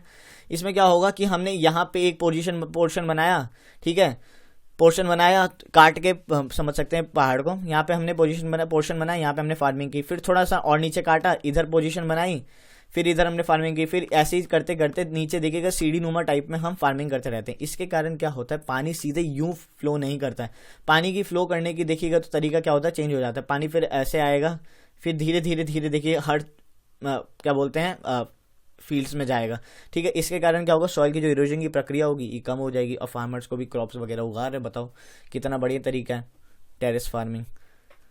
इंटरक्रॉपिंग में क्या होता है कि देखिए हम क्या होता है, इंटरक्रॉपिंग में दो क्रॉप्स ना, ठीक है, अल्टरनेटली हम ग्रो कर सकते हैं। अल्टरनेट रोज में हम दो क्रॉप्स को उगाएं, एक में वीट उगा लो एक रो में, दूसरे रो में आप बाजरा, मक्का कुछ भी उगा लो, ठीक है, ये उगा लो। इसके कारण क्या होगा sown at different times and are sown at different times, and ये डिफरेंट टाइम्स पे सोन होने चाहिए, ठीक है। इसके कारण क्या होगा, हम सॉइल को प्रोटेक्ट कर सकते हैं, किससे, रेन वॉश से, ठीक है। तो इंटरक्रॉपिंग भी एक तरीका है। एक और तरीका है काउंटर प्लगिंग। काउंटर प्लगिंग में क्या होता है कि ठीक है, हमने एक मान लीजिए पहाड़ नुमा है, अब यहाँ पे फिर पानी गिरेगा तो सीधे आ जाएगा, तो इसमें क्या होगा, हम प्लग पहाड़ के काउंटर्स के पैरेलल में देखिएगा तो हम क्या कर देंगे, प्लग कर देंगे, ठीक है। इस प्लग को कर देंगे ना तो इसमें पानी जो होगा ना धीरे धीरे धीरे धीरे आएगा, ठीक है, धीरे धीरे फ्लो करेगा, तो इसके कारण क्या होगा, वो रुकते हुए आएगा पानी, तो सॉइल इरोजन की प्रक्रिया कम होगी। शेल्टर बेल्ट्स भी इंपॉर्टेंट है। शेल्टर बेल्ट्स क्या होते हैं दोस्तों, शेल्टर बेल्ट्स में होता है कि मान लीजिए आपकी एक फील्ड है, एक सॉइल फील्ड है, ठीक है, सॉइल कवर आपका एक फार्म, तो वो सॉइल उड़े ना विंड के कारण, खास करके कोस्टल एरियाज और ड्राई रीजन्स में आपको देखने को मिलेगा। क्या होगा कि वैसी वो रीजन ड्राई है तो वो सॉइल को खराब ना करे वो हवाएं, तो शेल्टर बेल्ट्स बनाते हैं। शेल्टर बेल्ट्स यानी बहुत सारे हम देखिएगा तो पेड़ लगा देते हैं, यहाँ पे पेड़ लगे हुए दिख रहे हैं, तो ये क्या होता है, जब वेदर कह रहा हूँ, विंड जब चलती, हवा जब चलती है ना, तो ये पेड़ उस हवा को थोड़ा बहुत रोकने का काम करते हैं, जिसके कारण क्या हो, जिससे क्या मदद मिलती है, सॉइल इरोजन की प्रक्रिया धीरे हो जाती है, खत्म हो जाती है, कम हो जाती है, ठीक है। अब आपको यहाँ पे ये भी चीज पता चल गई कि विंड एक देखिएगा तो एक फीचर है आपका सॉइल इरोजन का, सॉइल इरोजन की प्रक्रिया का, ठीक है। इरोजन की प्रक्रिया में विंड भी एक काम करता है, तो ये आपको शेल्टर बेल्ट्स देखने को मिल रहे हैं, ठीक है। तो ये कुछ आपके 6 कंजर्वेशन मेजर्स थे, mulching, counter barriers, rock dam, intercropping, counter plugging और शेल्टर बेल्ट्स। तो ये कुछ फीचर्स हमने जाने कंजर्वेशन मेजर्स में, इंपॉर्टेंट थे, नोट कर लीजिएगा, बुक में है, अंडरलाइन करिए, याद करिए, ठीक है, इंपॉर्टेंट है। आगे चलते हैं। ओहो, ये आपके सामने देखिए एक इमेज दिख रही है, समझ में आ रही है कैसी इमेज है, ये लैंडस्लाइड की इमेज है, ठीक है, समझ गए होंगे ना लैंडस्लाइड। अब हम लैंडस्लाइड के बारे में थोड़ा बहुत जानेंगे, ठीक है। तो आगे चलते हैं हम। देखिए लैंडस्लाइड जब हो रहा है ना तो आपको सामने क्या दिख रहा है कि काफी सारी रॉक डेब्रीज वगैरह हो गए, सॉइल हो गए, पेड़ भी आ जाते हैं कभी कभी, तो पेड़ को भी नीचे खींच लेते हैं ये जब लैंडस्लाइड होती है। हैवी लैंडस्लाइड हुई है, देख रहे हैं रोड वोड तहस नहस हो गए, गाड़ियों के ऊपर गिर गए, ठीक है, घर बार टूट गए, तो ये हम देखेंगे आखिर क्या है। Landslides are simply defined as mass movement of rock debris earth, ठीक है, डेब्रीज और earth down a slope. Mass movement है, ठीक है, बहुत तेजी में आता है, किसका, रॉक आपको देखने को मिले। जब भी मास मूवमेंट किस चीज का, रॉक्स का, डेब्रीज का, सॉइल का, ठीक है, ये सारा क्या आ जाता है, नीचे आ जाता है, ठीक है। तो ये आपका एक हो गया। अब देखिए जब ये लैंडस्लाइड आता है तो इसके कुछ कॉजेस होते होंगे कि आखिर लैंडस्लाइड होता क्यों है। तो लैंडस्लाइड के देखिए कुछ कॉजेस होते हैं। अर्थक्वेक, मान लीजिए भूकंप आ रहा है, तो भूकंप के कारण क्या होगा कि पहाड़ जब शेक होगा, ठीक है, पहाड़ जब हिलेगा तो जो रॉक पार्टिकल्स होंगे वो भी हिलेंगे, ठीक है, जो सॉइल होगी वो भी थोड़ी बहुत हिलेगी, तो वो होगा क्या, स्लाइड कर जाएगी, एक मास मूवमेंट शुरू हो जाएगी नीचे की तरफ, डाउनवर्ड आने लग जाएंगे वो, ठीक है, डाउनवर्ड स्लोप मतलब स्लोप के नीचे आने लग जाएंगे, ठीक है, पहाड़ की जो स्लोप होती है ना उसके द्वारा नीचे आने लग जाएंगे, रोड वगैरह पे आ जाए, ठीक है। अगर हैवी है मतलब ज्यादा ही अर्थक्वेक और ज्यादा ही शेक हो गया तो उसके कारण क्या हो सकता है, बहुत हैवी लैंडस्लाइड होती है। और इतनी कभी कभी ऐसी हैवी लैंडस्लाइड हमें देखने को मिलती है कि जिसमें क्या होता है कि घर बार पे गिरेगा, घर बार पे जान माल का भी हमें देखिएगा तो नुकसान देखने को मिलता है। अभी भी काफी ज्यादा देखिएगा तो उत्तराखंड में न्यूज थी, हिमाचल प्रदेश वगैरह में, ठीक है, तो ये आपको देखने को मिला। फिर आपका फ्लड्स वगैरह हो गए, फ्लड्स वगैरह भी हो गए, वो एक कारण हो गया। दूसरा देखिएगा तो वॉल्केनोस भी जब फटता है तो आपको देखने को मिलेगा कि फ्लड्स देखिए कैसे, मैं बताता हूँ फ्लड्स देखिए कैसे हो गए। अब फ्लड्स देखिए पहाड़ है, पहाड़ के किनारे से रिवर जा रही है, अब रिवर में देखिए लैंडस्लाइड अगर हो गया, ठीक है, तो उसके कारण फ्लड जनरेट हो जाएंगे। लैंडस्लाइड हो गया, अगर सारा पार्टिकल्स आपका रिवर में गिर गया तो उसके क्या होगा, धड़ाम से गिरा, रिवर एकदम से रुक गई और वो पानी आसपास जाने लग जाएगा, तो इसी कारण फ्लड देखिए आ सकती है। वॉल्केनोस जब फटते हैं तब भी वाइब्रेशन क्रिएट होती है, तो उससे भी दिक्कत हो सकती है इसमें, ठीक है। माइनिंग अगर हम करते हैं तो माइनिंग जब हमने नीचे का सारा सामान आयरन और वगैरह जितना भी था सब निकाल लिया तो वो भी कारण बन सकता है लैंडस्लाइड का। और सबसे बड़ा कारण तो पता ही है आपको क्या, डिफॉरेस्टेशन। पेड़ जो होल्ड करके रखते हैं उस सॉइल को, ठीक है, अगर अर्थक्वेक भी आ रहा है, वॉल्केनोस से वाइब्रेशन भी हो रही है, क्रिएट हो रही है, तो वो सॉइल नहीं गिरते। अगर पेड़ अच्छी मात्रा में, तो पेड़ क्या करेंगे, उस सॉइल को होल्ड करके रखेंगे, नहीं जाने देंगे, बोलेंगे नहीं जाना तेरे को नीचे, ठीक है। पर अगर पेड़ ही नहीं रहेंगे तो भाई सब सॉइल तो बोलेंगे कि चलो हमें कोई रोकने वाला तो है नहीं, चलो हम निकल लेते हैं, तो सॉइल भी नीचे आ जाएगी, लैंडस्लाइड हो जाएगी, तो ये हमें देखने को मिलेगा। अब इसके देखिए क्या होता है इम्पैक्ट, हमें क्या देखने को मिलता है इस लैंडस्लाइड का, लॉस ऑफ लाइफ सबसे बड़ी चीज, ठीक है, प्रॉपर्टी का लॉस देखने को मिलता है। उसके बाद फ्लड जैसे मैंने आपको बताया, और काफी ज्यादा प्रॉब्लम्स वगैरह देखने को मिलती है, जैसे मैंने फ्लड बताया कि रिवर वगैरह में अगर ये लैंडस्लाइड हो जाए तो क्या होगा, पानी तिरछा मतलब पानी देखिएगा तो एकदम से रुक जाएगा और वो ओवरफ्लो तो क्या बोलते हैं साइड आजू बाजू जाने लग जाएगा, जो एक फ्लड का कारण बन सकता है। मिटिगेशन मेजर्स भी हैं कुछ, ठीक है। तो मिटिगेशन मेजर भाई साहब जब लैंडस्लाइड को रोकना है, ठीक है, तो कुछ मिटिगेशन मेजर्स भी उठाओगे, पता तो चलेगी कहाँ लैंडस्लाइड आ सकती है। तो hazard mapping to locate areas prone to landslides, हमें उस एरियाज को देखिएगा तो क्या करना पड़ेगा, लोकेट करना पड़ेगा जहाँ पे लैंडस्लाइड ज़्यादा होती हैं। खास करके पहाड़ी इलाकों में देखते होंगे तो आपको काफ़ी जगह, अगर आप घूमने वगैरह जाते होंगे तो लिखा रहता है ना बोर्ड पे कि this area is landslides prone, ठीक है, प्रोन टू लैंडस्लाइड, ठीक है, ऐसा ही कुछ लिखा रहता है, लैंडस्लाइड प्रोन एरिया लिखा रहता है बोर्ड में। तो वो क्या हो गया, मैपिंग कर दी है, ठीक है, कि ये एरिया लैंडस्लाइड प्रोन है, यहाँ पे आप थोड़ा सावधान रहें। Hence such areas can be avoided for building settlement. क्यों होगा कि अगर हम ऐसी चीज़ें कर देंगे ना, हम लोकेट कर देंगे, तो इससे क्या होगा कि वो एरियाज को हम क्या कर सकते हैं, अवॉइड कर सकते हैं। बिल्डिंग्स वगैरह बनाने में सेटलमेंट्स वहाँ पे कम लगेंगे होंगी, ठीक है, लोग वहाँ पे कम रहेंगे, बिल्डिंग्स वगैरह कम बनेगी। पता चला बिल्डिंग्स आपने बना दी, वो लैंडस्लाइड प्रोन एरिया था, लैंडस्लाइड होगी, सारी बिल्डिंगें गिर गई, जान माल का भी हानि हो सकती है। Construction of retention wall to stop land from slipping, ठीक है। अब ये देखिए रिटेंशन वॉल, ये आपको रोड दिख रही है तो इसके सामने आपको एक खड़ी दीवार भी दिख रही होगी, रिटेंशन वॉल। अब कभी भी लैंडस्लाइड होगी ना तो ये जो दीवार होगी ना, ये दीवार क्या करेगी, उस लैंडस्लाइड में जो डॉग डेब्रीज सॉइल वगैरह पार्टिकल जितने पेड़ पौधे जितने भी होंगे ना, उसको रोकने का काम करेगी पीछे, जिससे क्या होगा, ये जो पार्टिकल, ये जो मटेरियल्स होंगे ये नीचे नहीं आएंगे, ये आपके रोड पे देखने को नहीं मिलेंगे, ज्यादा दिक्कत नहीं होगी, ठीक है। तो ये आपके रिटेंशन वॉल्स हम बना सकते हैं, ठीक है, हिल एरियाज में आपको देखने को भी मिल जाएगा। Increase in the vegetation cover to arrest landslide, vegetation बढ़ानी पड़ेगी भाई साहब, फॉरेस्ट माउंटेनियस एरियाज में पेड़ लगाओ, डिफॉरेस्टेशन को कम करना पड़ेगा, अफॉरेस्टेशन करो, ठीक है, तो ये भी हमें देखना पड़ेगा, ठीक है। The surface drainage control works to control the movement of landslide along with the rain water and spring flows, ठीक है। सरफेस ड्रेनेज कंट्रोल भी हमें देखना पड़ेगा, ऐसा नहीं हो कि पानी जा रहा है, रिवर जा रही है, पानी जा रहा है, अब वो लगातार टकराया जा रहा है पहाड़ से, तो इससे कारण क्या होगा, लैंडस्लाइड हो सकती है। तो ये कुछ आपके मिटिगेशन, इसको भी हमें कंट्रोल करना पड़ेगा, ठीक है। तो ये कुछ मिटिगेशन मेजर्स थे आपके लैंडस्लाइड के, ठीक है, जिससे हम लैंडस्लाइड को कंट्रोल कर सकें। थोड़ा बहुत अगर जान माल की जो हानि है वो थोड़ी बहुत कम हो सके, ठीक है। तो ये आपके लैंडस्लाइड के बारे में हमने जाना। खत्म होगी वीडियो आपकी आज की। सॉइल हमने पढ़ लिया, लैंड रिसोर्सेज के बारे में पढ़ लिए। अब कल हम पढ़ेंगे दोस्तों वाटर रिसोर्सेज के बारे में, इंपॉर्टेंट टॉपिक होगा वो भी, ठीक है। वैसे तो देखिएगा वाटर मैंने आपको 7th में पढ़ा दिया था, ठीक है, वाटर के ऊपर एक चैप्टर था वो हमने पढ़ लिया था, पर फिर से पढ़ लेंगे, कोई बात नहीं। अच्छा लगा वीडियो तो लाइक करिए, वीडियो को ज़्यादा ही अच्छा लग गया है, एकदम ज़बरदस्त वीडियो लगा है तो चैनल को सब्सक्राइब कर दीजिए, कमेंट सेक्शन में बताइए, अपना फीडबैक दीजिए, दोस्तों में शेयर कर दिया होगा, दोस्तों ने भी देख लिया होगा उम्मीद है, ठीक है। Thank you so much, subscribe करिएगा नॉलेज कैसल को। Thank you so much, God bless you all, जय हिंद।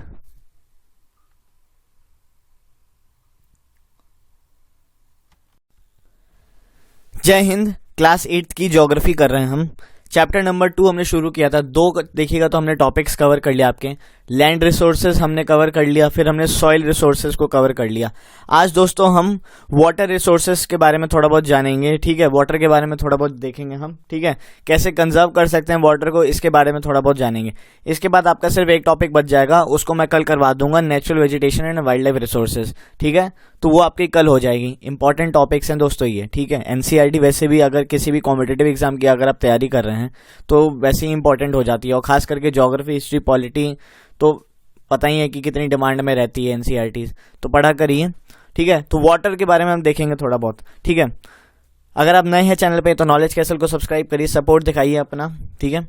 आइए चलिए शुरू करते हैं। 3/4 of the earth surface is covered with water, ठीक है। अगर 3/4 हिस्से की बात करें हम, पृथ्वी का जितना भी हिस्सा है आपका सरफेस है, ये पानी से भरा हुआ है, ठीक है। 3/4 बहुत बड़ा अमाउंट है, ठीक है, बहुत बड़ा एरिया है, पर सारा पानी पीने लायक है नहीं है।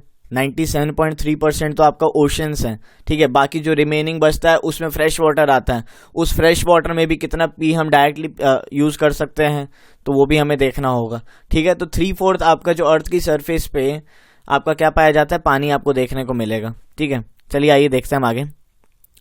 The oceans cover 2/3 of the Earth's surface and support a rich variety of plant and animal, ठीक है। और ऐसा नहीं है कि सिर्फ आपका देखिएगा तो ओशंस वगैरह हैं, ओशंस की अगर हम सिर्फ बात करें तो 2/3 ऑफ द अर्थ सरफेस को ये कवर करते हैं, ठीक है।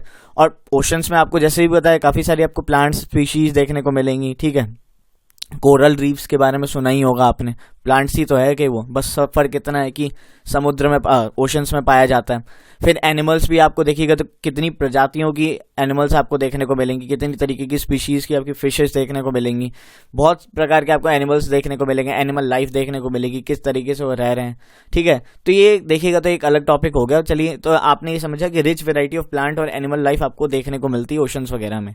Fresh water accounts for only 2.7%, और फ्रेश वाटर की अगर हम बात करें तो सिर्फ 2.7% है। उसमें भी अगर देखिएगा तो आपका 70% जो हिस्सा है इसमें, यानी रफली मान लीजिएगा तो 1.8% के आसपास, 1.8 to 1.9% जो हिस्सा है इस फ्रेश वाटर का, ये क्या है, या तो ये देखिएगा ग्लेशियर्स है या तो आइस शीट्स हैं।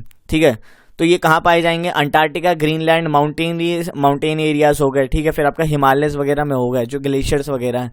ठीक है, तो ये यहाँ पे आपको देखने को मिलेंगे, और इसको हम डायरेक्टली यूज तो कर नहीं सकते हैं, और ऐसा तो है नहीं कि आपको एक गिलास पानी भरना हो तो चलो ग्लेशियर से भर के ला सकते हैं। ठीक है, भर के ले आते हैं, वैसे ये लॉजिक नहीं बना, चलिए फिर भी।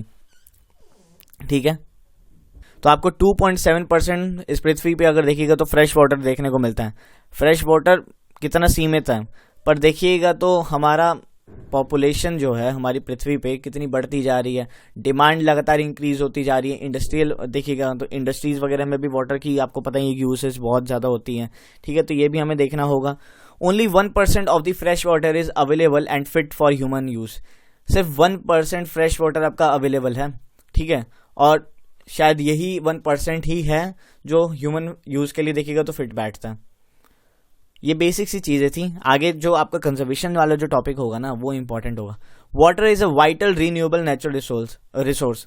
जैसे कि देखिएगा तो मैंने आपको 7th में भी वाटर जो चैप्टर था वो पढ़ाया था, तो वाटर आपको उसमें मैंने बताया था कि वाटर देखिएगा तो आपका एक रीन्यूएबल रिसोर्स है। ठीक है, रीन्यूएबल नेचुरल रिसोर्स है, रीन्यू कर सकते हैं हमेशा। रीन्यू कैसे कर सकते हैं, तो इसकी एक प्रक्रिया होती है, आपने सुना होगा इसके बारे में, वाटर साइकिल के बारे में। वाटर साइकिल देखिएगा तो बचपन से आप पढ़ रहे हैं, तो ये बेसिक सी चीज़ें आपको भी पता होगा। ठीक है, इवापोरेशन होता है। ठीक है, क्लाउड्स बनते, क्लाउड्स कंडेंस होंगे तो प्रेसिपिटेशन होगी। ठीक है, फिर पानी नीचे आएगा, फिर ये प्रक्रिया पूरी वाटर साइकिल चलती जाएगी। ठीक है, अब प्रेसिपिटेशन भी देखिएगा तो कई प्रकार के होते हैं, स्नो, रेन एक्सेट्रा आपको बता रखा है मैंने। ठीक है, तो ये आपकी वाटर साइकिल होगी। एग्जाम्स वगैरह में अगर पूछ लिया जाए वाटर साइकिल बनाने के लिए तो डायग्राम बना दीजिएगा बढ़िया सा, पहाड़ वहाड़ दिखा दीजिए, क्लाउड्स दिखा दीजिए। ठीक है, सूर्य देवता को दिखा दीजिए, और पूरी जहाँ पे पानी कलेक्ट हो रहा है वहाँ पे एक शार्क दिखा दीजिएगा, इस जैसी देख रहे हैं कितनी शार्क ही है ना। हाँ, तो ये आपने वाटर साइकिल देखी। वाटर साइकिल एक क्या है, एक जरिया है रिन्यूएबल नेचुरल रिसोर्स का, देखिएगा तो एक जरिया बन जाता है वाटर का। आगे चले हम। humans use huge amount of water not only for drinking and washing but also in process of production। देखिएगा तो मानव जो लोग हैं ना, हम लोग जो इंसान लोग हैं, ये सिर्फ ऐसा नहीं है कि पानी पीने के लिए, ठीक है, नहाने धोने के लिए या फिर कुछ कपड़े वपड़े धोने, इसके लिए हम देखिएगा तो पानी का यूज़ करते हैं। ठीक है, वाटर का यूज़ करते हैं, प्रोडक्शन के लिए भी यूज़ करते हैं। खेती बाड़ी में भाई साहब, जब खाना खाने के लिए पेट जो हम भरते हैं, अपना खाना खाते हैं, उस अन्न को उगाने के लिए भी तो यार पानी लगता है ना। ठीक है, तो प्रोडक्शन में भी देखिएगा तो कितना सारा पानी जाता है। अब ऐसा नहीं है कि प्रोडक्शन में, अब प्रोडक्शन कई तरीके के कहीं भी जगह हो सकते हैं। इंडस्ट्रीज वगैरह में भी देखिएगा तो पानी का यूज़ होता है। वाटर फॉर एग्रीकल्चर में तो जम के पानी का यूज़ होता है। फिर इंडस्ट्रीज में आपको वाटर का यूज़ देखने को मिलेगा। इलेक्ट्रिसिटी जनरेशन में देखिएगा, जनरेटिंग इलेक्ट्रिसिटी में आपको इलेक्ट्रिसिटी को जनरेट करने में भी आपको वाटर का यूज़ होता हुआ दिखता है। ठीक है, through reservoirs of dams are the other usages. ठीक है, रिजर्वॉयर्स ऑफ डैम्स, ठीक है, रिजर्वॉयर्स वगैरह भी हम बनाते हैं, डैम्स वगैरह भी हम क्रिएट करते हैं, आपको पता ही है, रिवर्स वगैरह पे। तो ये कुछ देखिएगा तो वाटर के यूजेस हैं आपको देखने को मिल रहे हैं। Increasing population, rising demand for food and cash crops, increasing urbanisation. ठीक है, कैश क्रॉप्स बताइएगा तो एक एग्जांपल दीजिएगा कैश क्रॉप का एक एग्जांपल दीजिए आप कमेंट सेक्शन में। ठीक है, ये मैं नहीं बताऊंगा, कैश क्रॉप का एक एग्जांपल दीजिए, थोड़ा आप भी एक्टिव पार्टिसिपेशन अपना दिखाया करिए।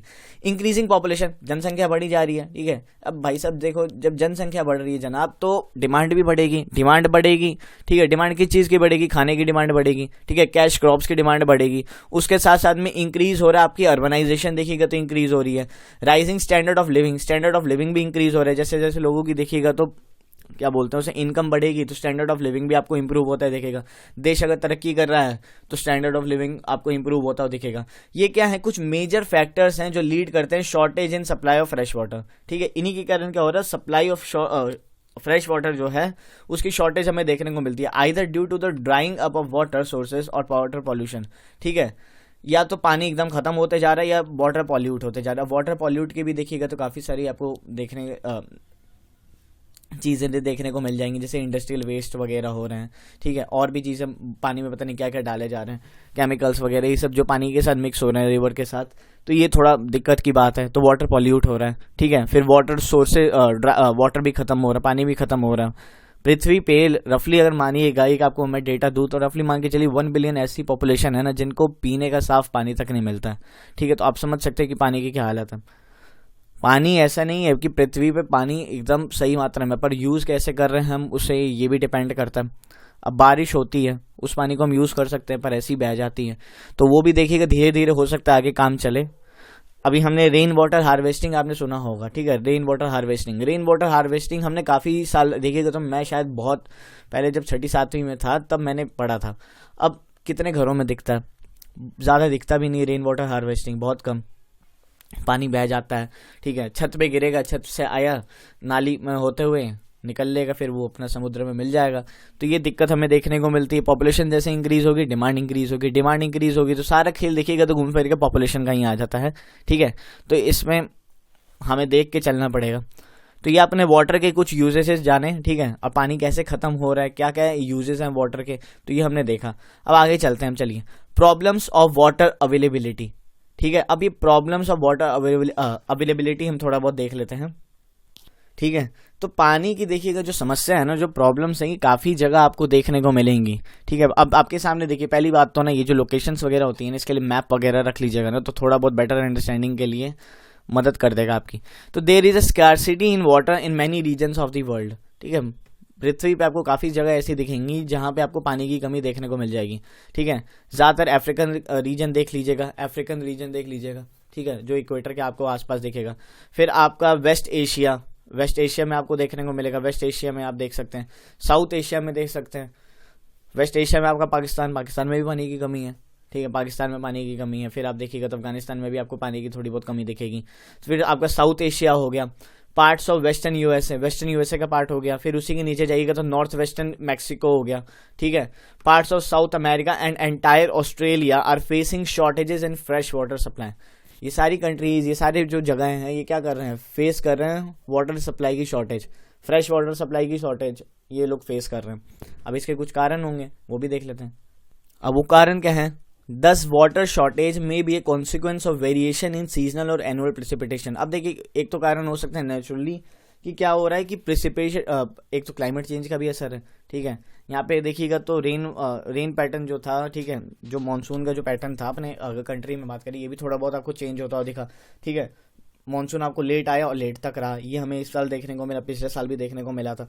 अब वहीं देखिएगा तो सीजनल चेंजेस भी होते हैं, सीजनल चेंजेस देखने को मिल रहे हैं। हो सकता है किसी साल प्रेसिपिटेशन ज़्यादा हो रही हो, बारिश नहीं हो रही हो, तो ये नेचुरली हो गया। क्लाइमेट चेंज भी एक देखिएगा आजकल इसका फैक्टर बनता जा रहा है। और this scarcity is caused by over exploitation and contamination of water sources. या इससे क्या मतलब, एक और तरीके से वाटर की देखिएगा तो सप्लाई क्यों मतलब कम हो रही है, या तो हमने वाटर को देखिएगा तो ओवर एक्सप्लॉयट कर दिया, हद से ज़्यादा ही मतलब यूज़ कर दिया। मान के चलिएगा आपको नहाना है, आप नहा सकते हैं 20 लीटर पानी में भी, पर आपने क्या किया, 100 लीटर पानी की बैंड बजा दी। ठीक है, तो फिर आपने ओवर एक्सप्लॉइट किया ना, दिक्कत की। उसके बाद कंटेमिनेट कर दिया हमने वाटर सोर्सेज को, पॉल्यूट कर दिया। ठीक है, जहर भर गया, केमिकल वेस्टेज वगैरह डाल के, इंडस्ट्रियल वेस्टेज वगैरह डाल के, तो इसमें भी हमने देखना पड़ेगा, तो इससे भी दिक्कत आ रही है। तो ये आपकी कुछ प्रॉब्लम्स थी जो आपको देखने को मिल रही हैं काफ़ी रीजन्स वगैरह में, और इसके क्या कारण है हमने ये देखे। आगे चलते हैं हम। ठीक है, कुछ ऐसा है, पानी तो बहुत है दोस्तों। इस इमेज को अगर ध्यान से आप देखिएगा ना, पानी पृथ्वी पे बहुत है, पर सारा पीने लायक नहीं है, और जो पीने लायक है उसको तो हमने ओवर एक्सप्लॉइट करके, कंटामिनेट करके दिक्कत कर ही दी है। फिर ये देखिएगा तो ऐसी सीन होगा, ड्राई रीजन्स आपको देखने को मिलेंगे। आगे चलते हैं, conservation of water resources. Conservation of water को हम कैसे कंजर्व कर सकते हैं, इसके कुछ कारण हम देखते हैं। ठीक है, उससे पहले थोड़ा बहुत हम देख लें। Even though water is a renewable resource, it's over use and pollution make it unfit for use. अगर देखिएगा ध्यान से, आपको मैंने बताया था कि वाटर क्या है, एक रिन्यूएबल रिसोर्स है, फिर भी क्या है दोस्तों कि ओवर यूज के कारण और पॉल्यूशन के कारण क्या हुआ है, हमने इसी रिसोर्स को अनफिट बना दिया अपने यूज के लिए। पॉल्यूट करे जा रहे हैं, वेस्ट करे जा रहे हैं, ओवर यूज़ करे जा रहे हैं। किन्हीं किन्हीं घर में तो मैंने देखा हुआ था कि कभी जाता था, बहुत देखा वैसे तो मैंने, कि नल खुले हुए मतलब पूरे तो नहीं, पर टप टप वो पानी जो गिरता रहता है ना, बूंद बूंद, उसका भी देखिएगा तो आपके इस किताब में एक फैक्ट दे रखा होगा, वो पढ़ लीजिएगा डिड यू नो करके, तो आपको पता चल जाएगा। वो बूंदे बूंदे गिरती रहती हैं। अब वो बूंद आपको लग रहा होगा कितना पानी गिर रहा है, पर सोचिए पूरी कंट्री में, पूरे वर्ल्ड में कितने पानी वेस्ट हो रहे होंगे ऐसे। डिस्चार्ज ऑफ अनट्रीटेड और partially treated sewage, agricultural, chemical and industrial effluents and water bodies are major contaminant. ठीक है, फिर आपको ये भी देखिएगा तो सीवेज हो गया, एग्रीकल्चरल, केमिकल्स, इंडस्ट्रियल एफ्लुएंट्स वगैरह, ठीक है, इंडस्ट्रियल वेस्ट वगैरह जो पानी में जो गिरते हैं, इससे वाटर कंटेमिनेट होता है, ठीक है, पीने योग्य नहीं होता है। ठीक है, most of these chemicals are non biodegradable and reach human bodies through water. ज़्यादातर जो ये केमिकल्स होते हैं नॉन बायोडिग्रेडेबल होता है। नॉन बायोडिग्रेडेबल मतलब हो गया आपका जल्दी इन्वायरमेंट से जाएंगे नहीं, खत्म नहीं होंगे, ठीक है, तो थोड़ी देर तक रहेंगे, और वही पानी अगर हम पी लेते हैं बॉडी में चले जाता है तो दिक्कत करते हैं, तबीयत खराब होती है, तरह तरह की बीमारी होगी। फिर आप क्या करेंगे, डॉक्टर के पास जाएंगे, डॉक्टर दवाई देगा, खाएंगे, फिर ठीक होंगे, फिर वही पानी पियेंगे, तो ये दिक्कत है ना। ये भी देखिएगा तो एक साइकिल चलती रहती है। आगे चलते हैं, तो ये कुछ मेजर कारण से 3 हमने चीज़ें देखी। अब इसके कंजर्वेशन की हम बात करते हैं। Water pollution can be controlled by treating these effluents suitably before releasing them in water bodies. अब इस चीज़ को कैसे रोक सकते हैं, ठीक है, जो ये एफ्लुएंट्स हैं यानी जो मटेरियल्स है, केमिकल्स वगैरह, ये जब तक पानी में मिले उससे पहले क्या करें, कुछ प्योरीफायर टाइप का लगा दो, ठीक है, ताकि देखिएगा तो वाटर पॉल्यूशन ना हो सके, तो ये हम कर सकते हैं।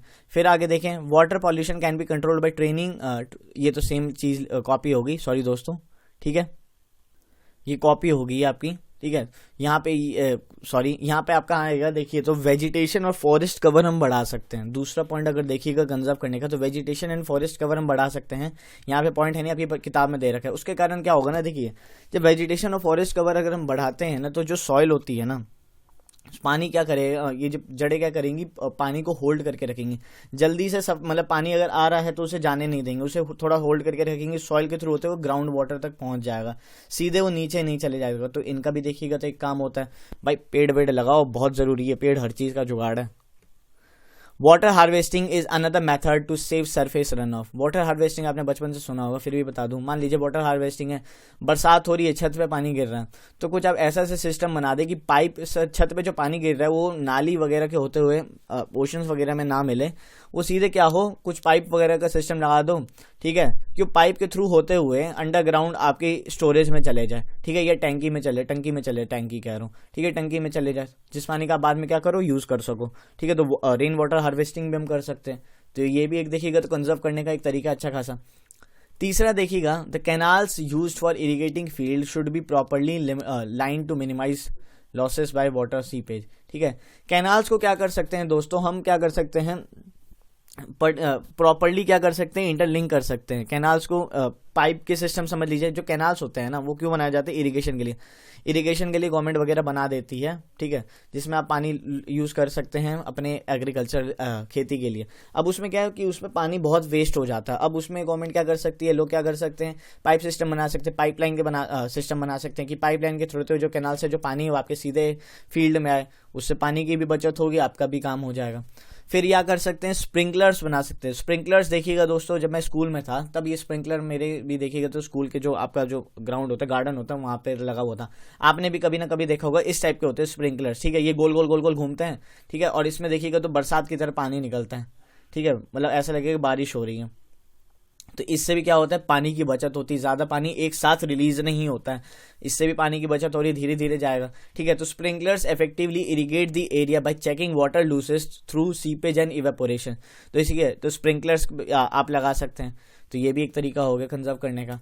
नेक्स्ट देखिए, in dry regions with high rates of evaporation drip और trickle irrigation is very useful. अब देखिए कुछ ऐसे एरिया जहाँ पे ड्राई एरियाज है, ठीक है, राजस्थान वगैरह का एरिया, इवेपोरेशन देखिएगा तो वहाँ पे ज्यादा रेट ऑफ इवेपोरेशन वहाँ पे ज्यादा है, तो हम वहाँ पे क्या कर सकते हैं, ड्रिप सिस्टम या ट्रिकल सिस्टम इरिगेशन सिस्टम होता है, उसे लगा सकते हैं। इसमें अगर आप ध्यान से देखिएगा तो पाइप जो बिछा रखी है ना, इसमें क्या करेंगे ड्रिप सिस्टम में, कि ये जो पानी है ना, पानी इस पे कैसे, इन जो पौधों में की जड़ों में या पौधों में पानी कैसे पहुंचेगा, ये बूंद बूंद जो पाइप लगी है ना, मान लीजिए ये जो आपका ये लगा हुआ है, ये पाइप है, इससे बूंद बूंद करके, एक एक बूंद करके इसमें क्या करेगा, ड्रॉप बाय ड्रॉप इसमें पानी जाएगा, जिससे क्या हो रहा है, पौधे को तो पानी मिल जा रहा है, साथ साथ में देखिएगा तो ड्रॉप ड्रॉप जब जा रहा है तो एक साथ पानी भी यूज नहीं हो रहा, पानी की भी बचत हो रही है। तो थोड़ा खर्चा आएगा पाइप वाइप सिस्टम बिठाने में, पर फ्यूचर में देखिएगा तो काम भी है, पानी की बचत हो रही है, और क्या चाहिए यार, ठीक है, पानी की बचत हो रही है। तो ऐसी चीज़ें अगर जल्दी देश में अगर जल्दी लग जाएंगी तो सोच लीजिए कितनी पानी की बचत हम कर लेंगे, ठीक है। तो ये भी एक देखिएगा तो कुछ 4-5 आपके कंजर्वेशन मेजर्स थे वाटर को प्रोटेक्ट करने के। आज का इतना ही था, वाटर रिसोर्सेज के बारे में हमने जाना, वाटर क्यों पॉल्यूट होता है, वाटर की कितनी मात्रा पृथ्वी पे है और कितनी पीने लायक है, कितना फ्रेश वाटर प्रेजेंट है, और जो फ्रेश वाटर प्रेजेंट है, ठीक है, उसमें से कितना हम डायरेक्टली यूज कर सकते हैं, ये भी हमने देखा। फिर हमने देखा आखिर वाटर पॉल्यूट क्यों होता है। पॉल्यूट होता है तो कहीं हमने जगहों के बारे में जाना जहाँ पे हमें प्रॉब्लम्स देखने को मिलती है वाटर की, ठीक है, अवेलेबिलिटी वहाँ पे नहीं है, पानी की दिक्कत देखने को मिल रही है, उसके भी कई कारण हमने देखे। फिर सब देखने के बाद हमने कुछ कंजर्वेशन मेजर्स देखे कि आखिर हम क्या मेजर्स ले सकते हैं वाटर को प्रोटेक्ट करने के लिए, ठीक है, वाटर को सेव करने के लिए।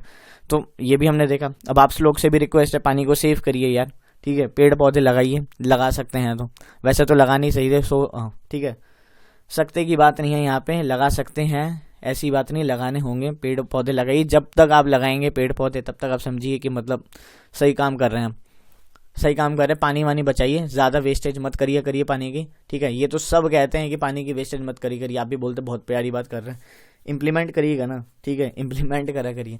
अब ऐसा नहीं है कि पानी की वेस्टेज आप नहीं करना चाहते तो सर्दी का मौसम वैसे ही तो कह दे कि नहीं यार 1 महीने तक तो नहाऊंगा ही नहीं मैं, ठीक है, ये तो गजबी लेवल की मतलब एक्सट्रीम लेवल तक पहुंच जाएगा पानी इसमें बचेगा पर दिक्कत है ना, 1 महीने तक ना नहाना, गजब यार। सर्दी में पता नहीं, मेरा भी एक रिकॉर्ड था, पर चलिए वो रिकॉर्ड छोड़िए, नहीं तो थोड़ी सी गलत हो जाएगी या बेइज्जती सी हो जाएगी तो ये हमने देखा यहाँ पे वाटर के बारे में जाना, अच्छा चैप्टर था। 3 टॉपिक्स हमने कवर कर लिए, land resources, soil resources, water resources के बारे में हमने कवर कर लिया। अब आपका बच गया नेचुरल वेजिटेशन और वाइल्ड लाइफ रिसोर्सेज, कल आपका ये कवर करा दूंगा। उसके बाद आपका सेकंड चैप्टर कंप्लीट। उसके बाद आपको क्या करना है, रिवीजन करना है यार, आपने क्या सोचा, ठीक है, तो रिवीजन करना है, रिवीजन करिएगा, पढ़ाई करते रहिएगा। उसके बाद आपकी हिस्ट्री की लेक्चर शुरू हो जाएगी। तो thank you so much. Video अच्छी लगी हो तो लाइक करिए, सब्सक्राइब करिएगा चैनल को, केसी को सब्सक्राइब करिए, दोस्तों में शेयर करिए, कमेंट करके बताइए, ठीक है। जो मैंने आपसे क्वेश्चन पूछा था, याद है कौन सा क्वेश्चन पूछा था, एक कैश क्रॉप का नाम बताइए, कोई भी एक दो कैश क्रॉप्स के आप नाम बताइए कमेंट सेक्शन में। Thank you so much, God bless you all, जय हिंद।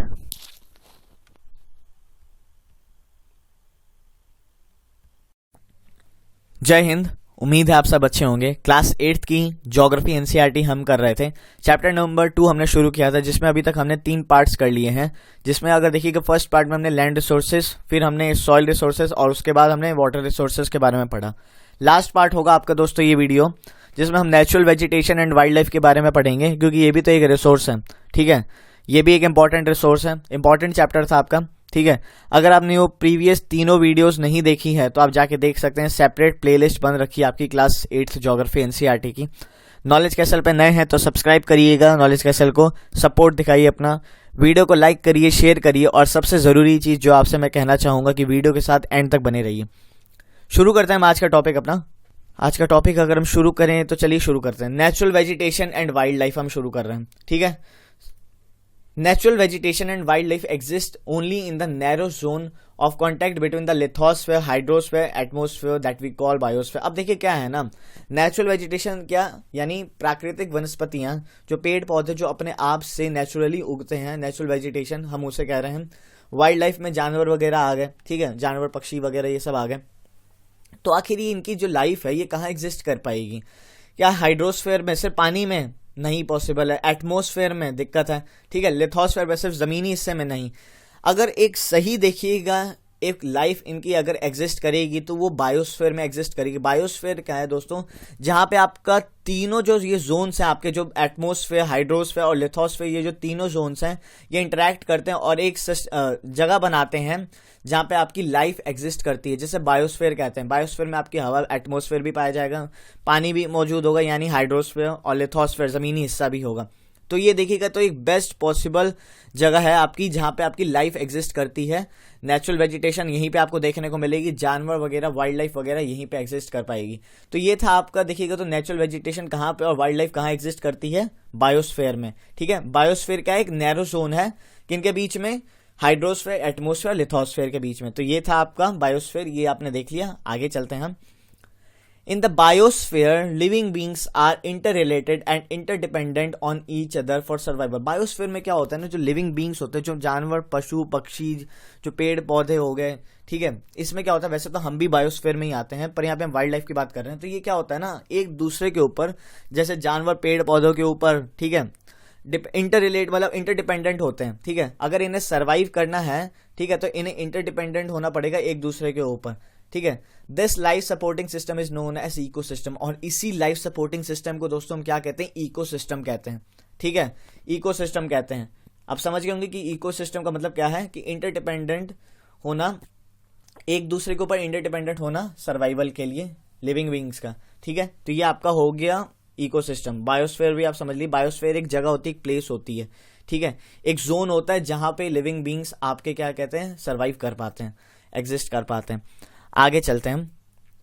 प्लांट्स प्रोवाइड, अब देखिए यहाँ पे, यहीं पे आपका टॉपिक है। अब देखिए आपका अगर देखिएगा तो बायोस्फीयर में या फिर नेचुरल वेजिटेशन में आपको क्या क्या चीजें देखने को मिलती, इसके क्या बेनिफिट्स हैं, तो वो अभी हम आगे वाली स्लाइड में देखें।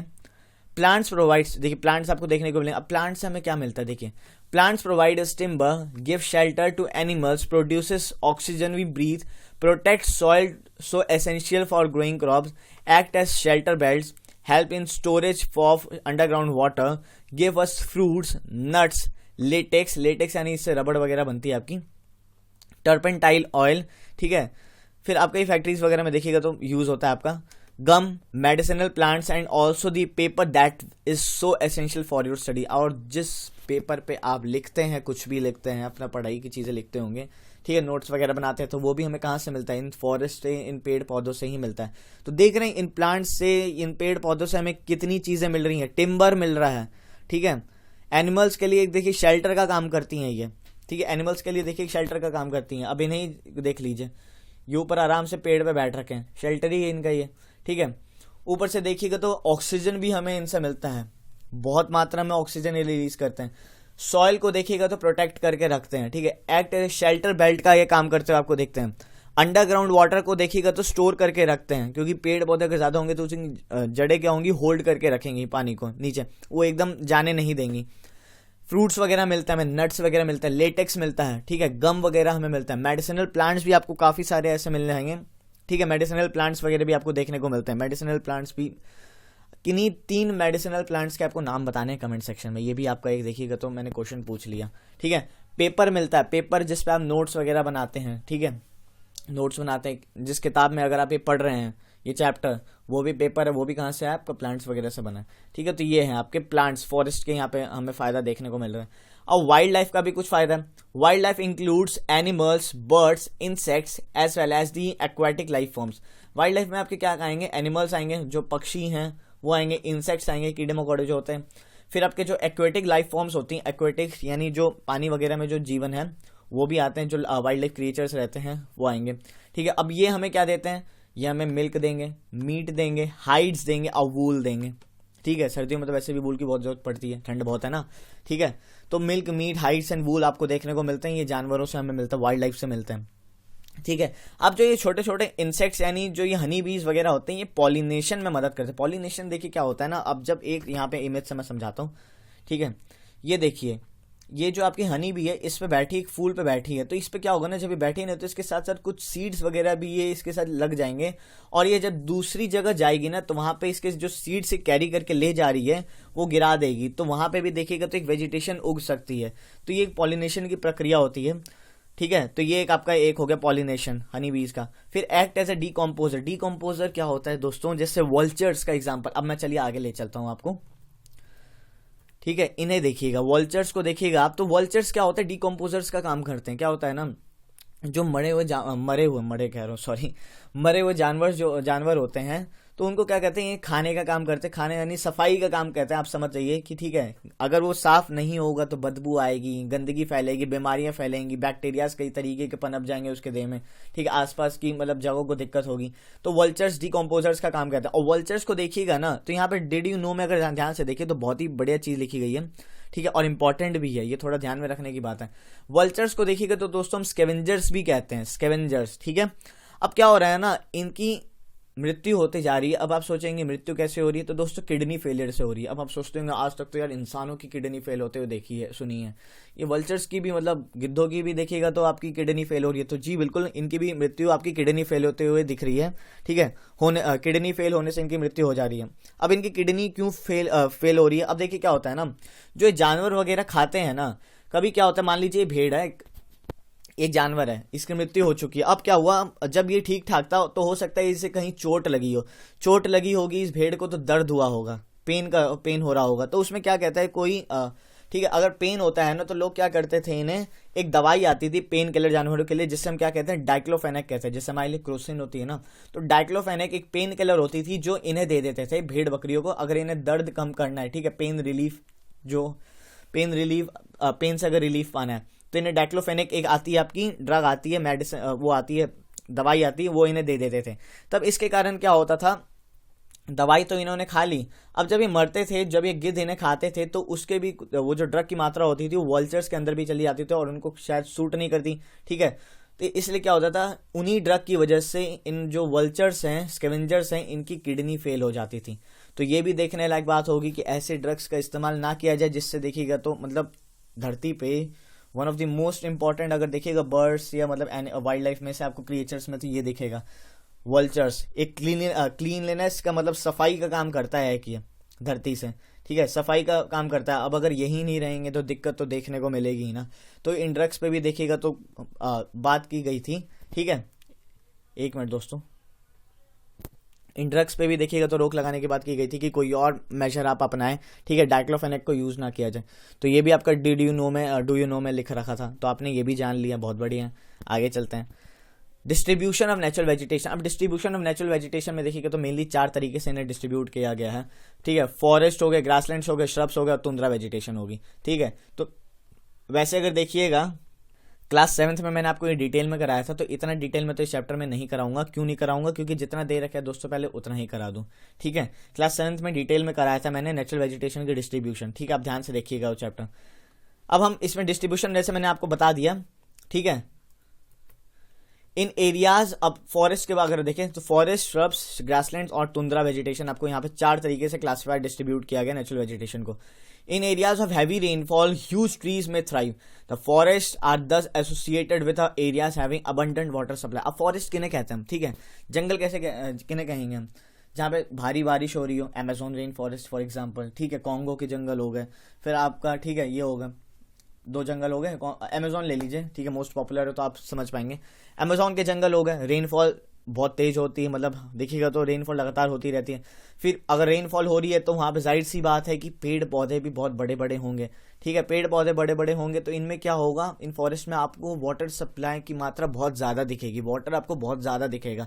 घने जंगल होते हैं अमेजोन में, तो ऐसा भी कहा जाता है कि सन की जो लाइट है वो ज़मीन पे पेनिट्रेट भी नहीं कर पाती, नहीं आ पाती है, बहुत दिक्कत होती है, ठीक है। तो अमेजोन के एरियाज हो गए, ये फॉरेस्ट हो गया, फॉरेस्ट भी इंपॉर्टेंट है, ऑक्सीजन, ठीक है। अब एक क्वेश्चन है, लंग्स ऑफ अर्थ हम किसे कहते हैं, वैसे आंसर दे ही दिया पर बताइएगा कमेंट सेक्शन में, लंग्स ऑफ अर्थ हम किसे कहते हैं, ठीक है, कौन से जंगल को हम लंग्स ऑफ अर्थ कहते हैं, ये आपका क्वेश्चन है, आंसर दीजिएगा, ठीक है। तो रेनफॉल हाई होता है, देखिए वैसे तो ये जो अमेजोन रेन फॉरेस्ट है इसे हम ट्रॉपिकल एवरग्रीन फॉरेस्ट कह देंगे, ठीक है। अब फॉरेस्ट को भी हम क्लासीफाई करते हैं, ट्रॉपिकल एवरग्रीन, टेम्परेट एवरग्रीन, ठीक है, temperate deciduous, tropical deciduous forest, तो इसमें हम डिवाइड करते हैं फॉरेस्ट को भी, पर वो डिवीजन मैंने आपको क्लास 7th में समझा दिया था, इस चैप्टर में आपका दे नहीं रखा है।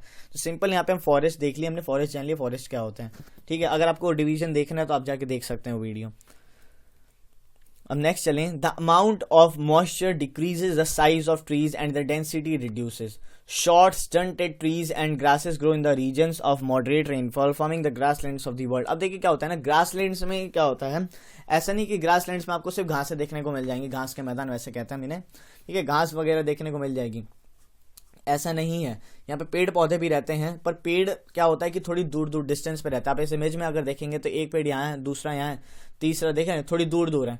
तो ग्रासलैंड्स में क्या होता है ना कि मॉइस्चर की पहली बात तो कमी होती है, मॉइस्चर की कमी होती है तो रेनफॉल भी देखिएगा तो यहाँ कम होता है।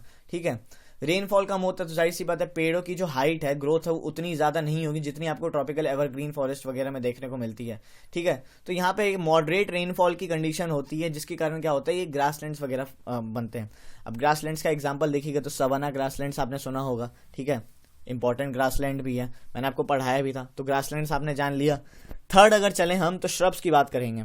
Thorny shrubs and scrubs grow in dry areas of low rainfall, deserts वगैरह में। ठीक है, राजस्थान वगैरह के एरिया में आपको ज़्यादा देखने को मिल जाएंगे। थॉर्नी श्रब्स एंड स्क्रब्स क्या होते हैं, ड्राई एरियाज में उगते हैं, लो रेनफॉल होती है। ठीक है, लो रेनफॉल होती है, वहीं ये उगने कांटेदार झाड़ियाँ समझ सकते हैं आप। ठीक है, कांटेदार जो झाड़ियाँ वगैरह होती हैं। In such areas plants have deep roots and leaves with thorny and waxy surface reduces loss of moisture through the transpiration. अब देखिए क्या होता है ना, पानी की वैसी कमी है। ठीक है, पानी की अगर कमी है तो एक तो इनके डीप रूट्स होते हैं, दूसरी क्या होता है ना इनकी जो पत्तियां होती है ना वैक्सी होती है। वैक्सी यानी मतलब समझ सकते हैं कि आप ना एलोवेरा आपने देखा, एलोवेरा उसको जब आप काटते हैं तो अंदर देखते नहीं वैक्स वैक्स सा लगता निकलता है, तो उसके कारण वैक्स सा होता है, मतलब चिपचिपी सी रहती हैं पत्तियां। ठीक है, तो उसके कारण क्या होता है दोस्तों की जो ट्रांसपिरेशन की जो प्रक्रिया होती है ना, जो मॉइस्चर का रिड्यूस होता है ना, ठीक है, मॉइस्चर का जो लॉस होता है वो कम हो जाता है। अब ट्रांसपिरेशन क्या होता है दोस्तों, क्या होता है कि जब पेड़ पौधे, ठीक है, पौधे जो पत्ते होते हैं वो जब हवा में इवेपोरेट कर देते हैं ना पानी, ठीक है, तो उससे क्या होता है कि मॉइस्चर की कमी हो जाती है, मॉइस्चर की कमी हो जाती है, पानी की कमी हो जाती है। पेड़ पौधे फिर पता ही है आपको कि पौधे का क्या हाल होगा, मर जाएंगे, वो जिंदा नहीं रह पाएंगे। अब यहाँ पे ड्राई एरियाज में वैसे ही पानी की कमी है, लो रेनफॉल हमें देखने को मिलता है। ऊपर से अगर ये ट्रांसपिरेशन की प्रक्रिया अगर देखिएगा, मॉइस्चर की रिडक्शन अगर तेज है तब तो मर गए ये तो समझो। ठीक है, दिक्कत हो जाएगी। तो इन्हें देखिएगा कि आप इनमें आपको वैक्सी लीव्स देखने को मिलती हैं। ठीक है, थॉर्नी यानी कांटेदार झाड़ियाँ भी देखने को मिलेंगी कि कोई जानवर आके मतलब सफाया ना कर दे उसका, पता चला वैसे ही यहाँ पे देखिएगा तो वेजिटेशन कम है, जानवर खा जाएंगे तो दिक्कत और बढ़ जाएगी। तो यहाँ पे कांटेदार झाड़ियाँ भी होती हैं कि जानवर खा ना सके, तो ये हमें देखने को मिलता है थॉर्नी श्रब्स में। लास्ट अगर देखें तो हम यहाँ पे देखेंगे तुंद्रा वेजिटेशन और cold polar region comprises Moises and lesions. ठीक है, काई वगैरह हमें देखने को मिलती, ठीक है। अब तुंद्रा वेजिटेशन आपकी पोलर एरियाज में पाई जाती है, साउथ पोल नॉर्थ पोल के एरिया के आसपास आपको देखने को मिलेगी। तो तुंद्रा वेजिटेशन हमने देख लिया। चार तरीके से हमने नेचुरल वेजिटेशन को डिवाइड करके देख लिया, डिस्ट्रीब्यूशन देख लिया। फॉरेस्ट हो गया, ग्रासलैंड्स हो गया, ठीक है, स्क्रब्स हो गया, ठीक है, ये हो गया आपके थॉर्नी श्रब्स एंड स्क्रब्स देख लिया हमने। फिर तुंद्रा वेजिटेशन देख ली, चार तरीके से हमने डिस्ट्रीब्यूट कर दिया। ठीक है, अब हम आगे चलते हैं। वैसे ये सारे मैंने डिटेल में एक्सप्लेन किए थे, नेचुरल वेजिटेशन वाइल्ड लाइफ जो आपका चैप्टर था क्लास 7th में। ठीक है, तो आगे चलते हैं हम, एक मिनट। अब देखने वाले हैं दोस्तों हम conservation of natural vegetation wild life. अब देखिए क्या है ना दोस्तों, आपको भी पता है कि नेचुरल वेजिटेशन को कंजर्व करने और वाइल्ड लाइफ को कंजर्व करने की ज़रूरत तक आ पड़ी है। ठीक है, पेड़ पौधे काटे जा रहे, जंगलों का सफाई कर रहे, जंगलों में लगातार आग लग रही है। ठीक है, वाइल्ड लाइफ को हम देखिए खत्म कर रहे हैं, कई स्पीशीज तो ऐसी वो एक्सटिंक्ट की तरफ जा रहे हैं। ठीक है, वर्ज ऑफ एक्सटेंशन की तरफ जा रहे हैं, कुछ हो रखे हैं एंडेंजर्ड हो रखे हैं और कुछ वल्नरेबल हैं, वल्नरेबल कैटेगरीज में हैं। तो ये इसकी कुछ वजह हम भी हैं, कुछ क्लाइमेट है, कुछ दिक्कत देखने को मिल रही, तभी तो हमें कंजर्व करना पड़ेगा। ठीक है, तो फॉरेस्ट आर अवर वेल्थ। क्या है, जंगल क्या है, हमारी वेल्थ है यार। ठीक है, जंगल क्या है, वेल्थ है, बहुत सी चीजें हमें जंगल से मिलती है। ठीक है, plants give shelter to the animals and together they maintain the ecosystem. ये मैंने आपको ऑलरेडी आगे पढ़ा दी। प्लांट्स क्या करते हैं, शेल्टर देते हैं एनिमल्स को, और यही क्या करते हैं, जब ये टुगेदर देखिएगा तो क्या बोलते हैं, दूसरे पे देखिएगा तो इंटरडिपेंडेंट है। इंटरडिपेंडेंट अगर एनिमल्स और आपके देखिए प्लांट्स हैं तो ये एक इकोसिस्टम क्रिएट करते हैं।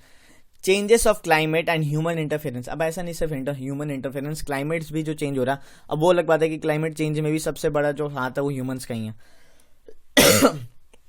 ठीक है, तो इसके कारण क्या हो रहा है दोस्तों कि लॉस ऑफ नेचुरल हैबिटेट हमें देखने को मिल रहा है। लॉस ऑफ नेचुरल हैबिटेट से क्या मतलब है, ठीक है, जो जानवरों पेड़ पौधों या जो वाइल्ड लाइफ जो रहते थे, जो नेचुरल हैबिटेट था, नेचुरली वो जो घर बना हुआ था उनका, वो लॉस हो रहा है, वो वहां से हट रहे हैं। ठीक है, जानवर पेड़ पौधे कट रहे हैं, ठीक है। जो जानवर को रहने के लिए जो एक नेचुरल हैबिटेट क्रिएट हुआ था वही नहीं रहेगा तो ये लोग रहेंगे कहाँ, फिर ये लोग दिक्कत आती है।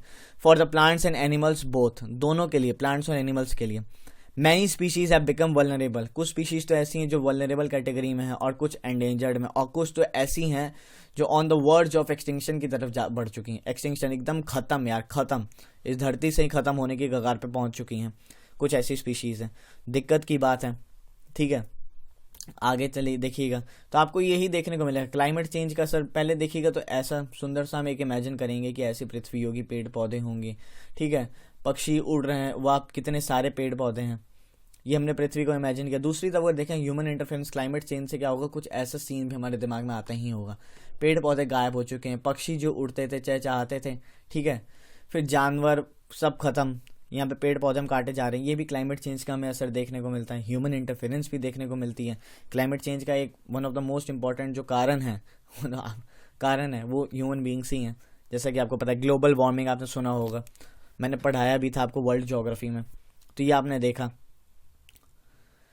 अब यहाँ पे देखिए कुछ आपके जो कारण हैं इन चीज़ों के खत्म होने के वो यहाँ पे दे रखे हैं। जैसे डिफॉरेस्टेशन, जंगलों को काटा जा रहा है यार, बेहिसाब काटा जा रहा है, ठीक है, जंगलों को काटा जा रहा है। सॉइल इरोशन हमें देखने को मिलती है। अब जब भाई जंगल ही नहीं रहेंगे तो जो मिट्टी जो पकड़ के उनकी जड़ें रहती थी, अब वो जब जड़ें ही नहीं रहेंगी तो मिट्टी तो निकल लेगी, ठीक है, सॉइल इरोशन होते हुए देखेगा। जंगल काटा जा रहा है, किस लिए काटा जा रहा है, कंस्ट्रक्शनल एक्टिविटीज़ के लिए। कंस्ट्रक्शन इतनी तेज़ी से हो रही है जंगलों में, ठीक है, कि उसके लिए क्या हो रहा है, जंगल काटा जा रहा है कंस्ट्रक्शन एक्टिविटीज़ के लिए। इसी कारण हमें फॉरेस्ट फायर्स भी देखने को मिलता है। आए दिन आप सुनते होंगे कि भाई अमेज़न के जंगलों में आग लग गई, ठीक है, तो ये भी हमें देखने को मिल रहे हैं, ठीक है, फॉरेस्ट फायर्स हमें देखने को। ये देख रहे हैं कुछ ऐसे टाइप के आपके जंगलों में आग लगती है, अच्छा लग रहा है देख के, नहीं लग रहा है, अंदर से रो रहा होगा मन, ठीक है। सुनामी भी एक कारण है। लैंडस्लाइड्स का खुद एक कारण डिफॉरेस्टेशन है, ठीक है, डिफॉरेस्टेशन के कारण आपको लैंडस्लाइड्स भी देखने को मिलेंगी। Are some of the human and natural factors which accelerate the process of extinction of these resources, ठीक है। ये कुछ अगर आप देखिएगा तो ह्यूमन और नेचुरल फैक्टर्स है जिनके कारण क्या हो गया है कि जो एक्सटिंक्शन की जो प्रक्रिया है इन रिसोर्सेज की वो तेज हो गई है, ठीक है, मतलब एकदम तेजी से हो रहा है। अब इसके लिए हम क्या कर सकते हैं, कंजर्वेशन कुछ मेजर्स उठा सकते हैं, ठीक है, ताकि इन्हें प्रोटेक्ट कर सकें, ठीक है, बचा सकें, तो उसके लिए भी कुछ हमने किया हुआ है। अब यहाँ पे कुछ देखिए मेजर कंसर्न्स भी यहाँ पे दे रखे हैं इनके, ठीक है, ये भी हम देख लेते हैं। One of the major concern is that poaching, एक और जो इंपॉर्टेंट कारण है कि स्पीशीज खत्म हो रहे हैं उसका एक कारण है पोचिंग। जानवरों को उनके बॉडी पार्ट्स के लिए मारा जा रहा है, जानवरों को उनके बॉडी पार्ट्स के लिए देखिएगा तो ट्रेड किया जा रही है, दिक्कत यहाँ पे देखने को मिलती है। पोचिंग का क्या कारण है, result in a sharp decline in the number of particular species. इसके कारण क्या होगा, एक पर्टिकुलर जो स्पीशीज जो पाई जाती थी उसमें हमें एक शार्प डिक्लाइन देखने को मिलता। अब तो काफ़ी सारे लॉज हैं, फिर भी ऐसा नहीं कह सकते कि 0% हमें पोचिंग देखने को मिलती होगी पूरी पृथ्वी पे, ऐसा हम बिल्कुल नहीं कह सकते। अभी भी काफ़ी जगह ऐसी होंगी जहाँ पे आपको पोचिंग बहुत तेजी में, आपको भी पता है कि इलीगल ट्रेड होता ही है इनकी बॉडी पार्ट्स का, ठीक है। The animals are poached for collection and illegal trade of hides, किस लिए इनका देखिएगा इलीगल ट्रेड के लिए जो पोच करते हैं, किस लिए इलीगल ट्रेड होता है इनका, हाइड्स का, स्किन्स का, nails, teeths, horns as well as feathers के लिए इनको मार दिया जाता है, ठीक है। Some of these animals are tiger, lion, elephant, deer, black buck, crocodile, rhinoceros, snow leopard, ostrich and peacock. देख रहे हैं कितने सारे एनिमल्स हैं, सिर्फ इनके बॉडी पार्ट्स के लिए इन्हें मार दिया जाता है, ठीक है। अब ये राइनोसोरस को देखिए, इसका हॉर्न के लिए इसको बेचारे को मार दिया गया। तब ऐसे दृश्य देख के मतलब गुस्सा सा आता है कि क्या सिस्टम बना रखा है, मतलब क्या चीज़ है ये, सिर्फ एक मतलब हल्की सी प्रॉफिट के लिए, पैसों के लिए, ठीक है, बॉडी पार्ट्स के लिए, किसी की मतलब ख्वाहिश है कि जानवर का बॉडी पार्ट चाहिए तो उसके लिए मतलब ये गंदी चीज़ें, मतलब एकदम घटिया चीज़ें कहेंगे जो एकदम इंसान को गजब बर्बादी लेवल पे जो ले जाती हैं, वैसी चीज़ें हैं ये, ठीक है। तो आपने पोचिंग देखा। अब इसको हम कैसे रोक सकते हैं, अवेयरनेस फैला के, ठीक है। These can be concerned by increasing awareness. सबसे पहली चीज़ तो अवेयरनेस फैलाओ लोगों में, ठीक है, अवेयरनेस फैलाओ, ये सबसे ज़रूरी है। उसके बाद हम क्या कर सकते हैं, नेशनल पार्क्स बना सकते हैं, ठीक है, वाइल्ड लाइफ सेंचुरीज और बायोस्फीयर रिजर्व्स बना सकते हैं।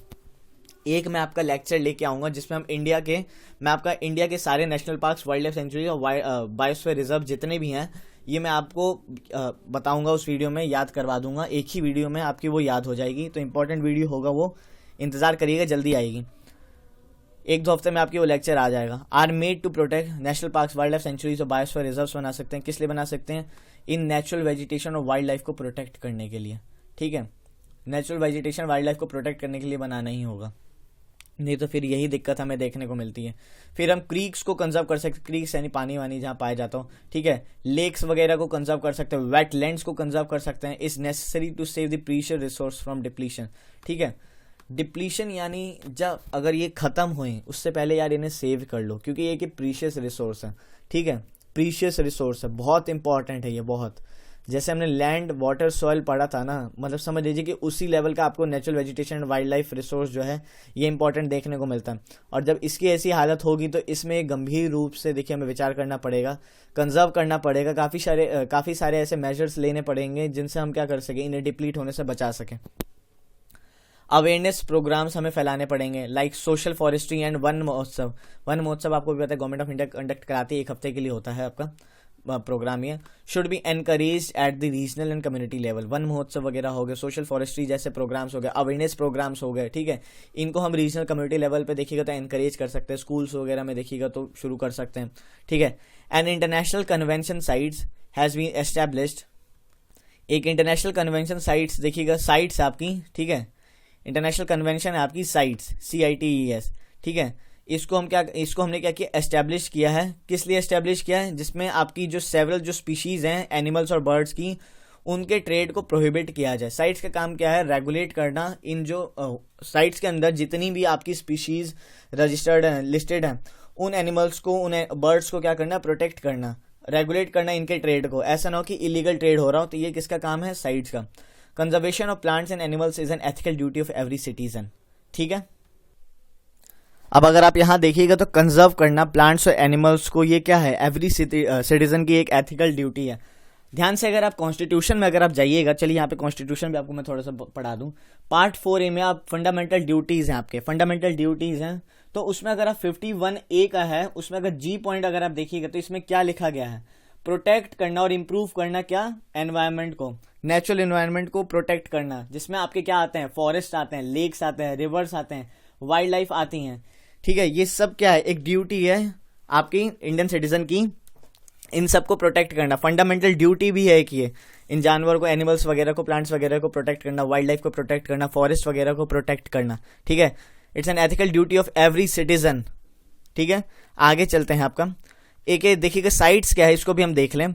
साइट्स द कन्वेंशन ऑन, ये देखिए ये इंपॉर्टेंट है, आपका अंडरलाइन वगैरह कर सकते हैं, कभी फुल फॉर्म वगैरह पूछ ली जाए तो आपको पता होनी चाहिए कि साइट्स क्या फुल फॉर्म क्या है, ठीक है। साइट्स की देखिएगा तो फुल फॉर्म क्या है? The convention on international trade in endangered species of wild life and flora, wild flora and fauna, ठीक है। कन्वेंशन है, इंटरनेशनल ट्रेड है, ठीक है। Convention on international trade in endangered species, ये आपकी साइट्स की फुल फॉर्म है, ठीक है। रेगुलेट करता है फ्लोरा एंड फौना की जो इलीगल ट्रेड वगैरह होती हैं उनको रेगुलेट करने का काम करता है। Is an international agreement between governments, ठीक है। इंटरनेशनल एग्रीमेंट है जो सरकारों के बीच में साइन की जाती है, ठीक है। It aims to ensure that international trade is specimens of wild animals and plant does not threaten their survival. क्या है कि इंटरनेशनल जो ट्रेड वगैरह होता है जो एनिमल्स का, ऐसा नहीं होना चाहिए जो ट्रेड हो रहा है उसके कारण क्या हो, वाइल्ड एनिमल्स और जो प्लांट्स हैं उनके सर्वाइवल पे दिक्कत आ जाए, ठीक है। अब ट्रेड हो रहा है, पता चला कि प्रॉफिट इतना हो रहा है कि चलो ट्रेड बढ़ा दिया, तो ये, और ट्रेड बढ़ाने से उनके सर्वाइवल पे दिक्कत आ गई, तो ये इसको रेगुलेट करने का काम कौन करता है? साइट्स करती है, convention on international trade and endangered species, ठीक है। अब इसके अंदर देखिए क्या है, रफली 5000 आपको स्पीशीज के एनिमल्स देखने को मिलेंगे, ठीक है। 5000 स्पीशीज के आपको एनिमल्स देखने को मिलेंगे, 28,000 स्पीशीज के आपको प्लांट्स देखने को मिलेंगे जो साइट्स के अंदर प्रोटेक्टेड हैं, जिसमें आपको फॉर एग्जांपल अगर देखिएगा तो bears, dolphins, cacti, corals, orchids and aloes are some examples. ये कुछ आपके एग्जांपल्स हैं जो साइट्स के अंदर आपके प्रोटेक्ट किए गए हैं। तो इसी के साथ आपका चैप्टर नंबर 2 हो गया फिनिश। तो मजे के लीजिए, ठीक है। उम्मीद है कि आपको चैप्टर अच्छा लगा होगा। और एक ये स्लाइड आपके लिए सबसे ज़रूरी, आपके लिए अवेयरनेस फैलाइए यार, ठीक है। खुद भी अवेयर होइए, काम करिए, मेहनत करिए इसके प्रति, ठीक है। क्योंकि एट दी एंड देखिएगा तो हम रहते पृथ्वी पे ही। अब इसी को अगर हम अपने घर की बैंड बजा देंगे ना तो बड़ी दिक्कत हो जाती है ना। आपको भी पता है, घर के अगर आप अपने घर को अगर आप गंदा करते होंगे तो पता नहीं क्या होता है, मम्मी आपको थूड़ देती होगी, ठीक है। तो वही है, यहाँ पे तो आपको कोई थूड़ने वाला है नहीं, तो आप खुद से रिस्पॉन्सिबिलिटी लीजिए और इन चीज़ों को, सेव ट्रीज सेव फॉरेस्ट, पेड़ों को बचाओगे यार जंगल बच जाएंगे, जंगल बचेंगे तो वाइल्ड लाइफ बचेंगी, और अगर ये तीनों चीज़ें बच गई तो पृथ्वी तो यार बची रहेगी। ठीक है, तो save trees save forest save wild life and save earth. ठीक है, तो ये आपका हो गया चैप्टर फिनिश। उम्मीद है कि आपको चैप्टर अच्छा लगा होगा, बहुत कुछ आपको जानने को मिला होगा। ठीक है, 4 पार्ट्स में मैंने इस लेक्चर को किया, डिटेल में हर पार्ट को मैंने एक्सप्लेन कराया आपको। ठीक है, वीडियो में मज़ा आया है तो लाइक करिए वीडियो को। ठीक है, सब्सक्राइब करिएगा नॉलेज कैसल को। कल मिलेंगे दोस्तों हम क्लास 8th की आपकी हिस्ट्री के चैप्टर नंबर 2 के साथ। तब तक के लिए good bye, thank you so much, God bless you all, जय हिंद।